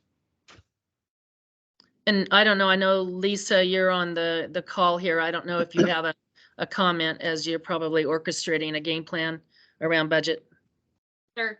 I do have a draft budget calendar available that we've created. This is a pretty common document. You've seen it year over year. It has all of the steps. The budget process generally is guided, very much by state laws and county regulations, and there's certain deadlines that we have to match and meet throughout that process. And so I do have a comprehensive budget calendar with some proposed dates included, as well as it has the statutory requirements and what is to be accomplished by those dates, which I'm happy to either put on the screen or email out to people if they would like to take a look and get a better sense of the timeline. I'm happy to do that now, or I can screen share, depending on how much time you want to spend on this tonight. Alrighty, let's hold tight there, because I don't know if that's quite answered the need for the agenda. Councilmember Moore? I sort of hear, and I certainly feel myself a little bit tired tonight to dig into budget at this point, but I do want to respect the time and effort that council members Akomovich and Jones put into this. So I'm wondering if maybe it might be practical to just have them kind of give us a quick overview of this memo and what you want us to take away at a high level, and then perhaps we could just add this to the a further discussion of this to the May meeting, because I am cognizant of the fact that we're almost halfway through the year, so I don't think we should be waiting until the budget process is upon us to consider changes to it. But anyway, my proposal would be we extend the meeting by another 5 minutes and just hear from the two of them on kind of what the key takeaways are that they want us to get from this memo. Rest of you okay? Okay, I'm seeing nods. Carry on then. I will offer a 2-bullet distillation that Councilmember Jones can approve or disapprove. The first bullet is the target issues item covers the council approval of the assumptions going into the budget process. The target issues that appear in the weekly administrator report were not discussed during the last budget process. They were literally in an appendix, not discussed, and they showed up in January as having been approved by the council. So the first item is council approval of assumptions going into the process. The second bullet, I would suggest, covers both items 2 and 3, and it's the more realistically reflecting what we expect to spend and do. With that, I'll ask whether I did right by Mr. Jones. I think you did great. And the second line to your last one is, how does the city feel about amending its budget? Is that felt as a bad thing or not? I think that ends up in that conversation. Okay. And so with that, rather than try to have any kind of a full discussion, I I can see adjourning. I can also see giving Councilmember Friedman a few minutes to talk about item 1, because I believe he has some thoughts on that or has put some thought and work into that. Well, I guess the question would be whether I'm getting a nod to go give you kind of my thoughts. And not hearing any comments, I'm going to make mine. I always kind of look at budgets as I said, it's a plan. It's a city plan. And to me, the assumptions underlying these the budget comes up at the beginning in the key issues and the direction that as a city we want to take to accomplish certain things. And so what I would want to do as a team would be to have an understanding and an agreement on what the key work plan is for the year. And you address specific and key areas that help us move forward through the year. The budget itself becomes an expenditure plan targeted at accomplishing these key goals that you set up throughout the year. That's how I always did budgets in business, and I think they should be done overall. And so what are those items? So the items that you reflect on and that we start getting assumptions are first are items like, how do we make the city services better? What are the existing services? What is it we want to accomplish to improve our ability to serve the residents? How do we improve communication to our residents within the community as well, throughout the community? How do we ensure that our employees are satisfied and that they have the tools that they need to support the needs of the community and the residents? You start moving towards key items of revenue and finances that are needed to accomplish these key objectives. And you would also start looking at some of the spending rules between general and some of the restricted funds, so that we had a good understanding of what we would be using these funds for, based upon what we're allowed to do. We would view safety in the community, what's necessary to improve safety in the community, and what's the police department need is such a key item to the community. The point is, these items are the ones that are the most important things to accomplish. If I've hit them, or I may not have hit them, and then you direct and target those issues, and then build the rest of the budget around it. So if we have that up front, the budget just flows right after that. It's a lot easier, and we'll understand a lot of that. That's my view on how you start on the budget. I know the staff has target issues, and we see all of that, and it's almost like you want to have a higher level understanding of those target issues and the key areas. And then we roll it into the year, and we start seeing that throughout the year, and it's monetized through the budget. If that's clear, that's kind of my comment here. So. All right. So I don't know, Lisa, what it might take to make sure that you're clear on next steps too. Because it sounds like there might be a clarification and a better kind of foundational start in the order of which we're getting things set for budget. Oh, it sounds like this is strategic planning to me. It is what I'm hearing is that you want to do those. What are our goals, and from the council level, on that higher level, what is the ultimate goals for the city, and then how does the budget reflect those goals as we go forward?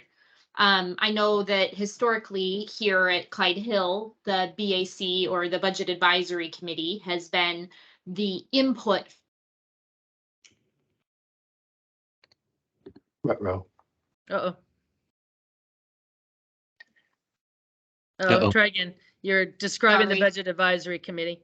Yeah, my understanding is that the Budget Advisory Committee is the key way that we do public outreach presently, and that we get input from members of the community on the budget process. Is that Is that correct? Everybody understands and agrees with that? That's Well, routine. yes. A basic I must premise be of the last at least couple to several budgets has been maintain the existing services that we have. So, that I know that we at least bring these subjects up, whether there is discussion on each of them. I can't say. I think Lisa's right. Some sort of level of strategic planning could be addressed or added into there too, but Okay. yeah. Just listening in. Okay. Councilmember Hakamavich. I want to say that what Councilmember Friedman described makes a ton of sense to me. I think it is absolutely the right starting point to have this discussion. I think it is consistent with guidance from MRSC's Mayor and Councilmember Handbook. There's an excerpt in the next link, and I think what Councilmember Friedman described is consistent with that. I completely agree with our finance administrator that we do have this budget advisory process, and that is supposed to be the place where the community achieves transparency and has a chance for input. Having sat in on it for 2 years, and also having had conversations with currently serving council members about it, it is a walkthrough. It is not. I'll say it gets a check for fulfilling the process. It's not clear to me what goals it's fulfilling. I respect it's a process. I respect it is the hallmark of how we've done things. I think there's a very healthy discussion to be had around what the process might be and how we might make it better. And I think that Councilmember Friedman is offering a great starting point for that. Thank you. And for All what right, it's thank worth, I absolutely agree with you. And I really want to take advantage of that. I was just trying to say that there is at least historically that has been the key outreach mechanism, and that there's always opportunity for more community input and a higher level of guidance at the beginning of the process. And that's certainly something that administration wants to be part of and wants to make sure that we're helping facilitate as much of that as possible. Okay. Councilmember Moore. Yeah, I just wanted to make a process point, which is that we're now at 8:14, so we're well over 2 hours. I was hoping we'd have a 5-minute discussion and then decide to put this on an agenda in the future, because this feels like a pretty big discussion. Yep. And I have an early flight tomorrow morning, so I would appreciate if we could just decide when we're going to talk about it. Okay, And let's make sure we carry it adjourn over on the May council, and then we'll just kind of make sure we hold ourselves accountable for discussion and next steps. Thank you. Move to adjourn. I'm hearing a move to adjourn, and we'll table the other conversations. Do I have a second? I think people are wanting to go. Yeah, I'll second Okay. it. Second. Any discussion? Everybody all in favor, say aye. Do it. Aye. All right. Anybody opposed? All right, at 8:15, we will adjourn, and hopefully, Dean, whatever your hand was up for can be saved for the next round. All right. Thank you. I wish Stay everybody. safe, Scott. Safe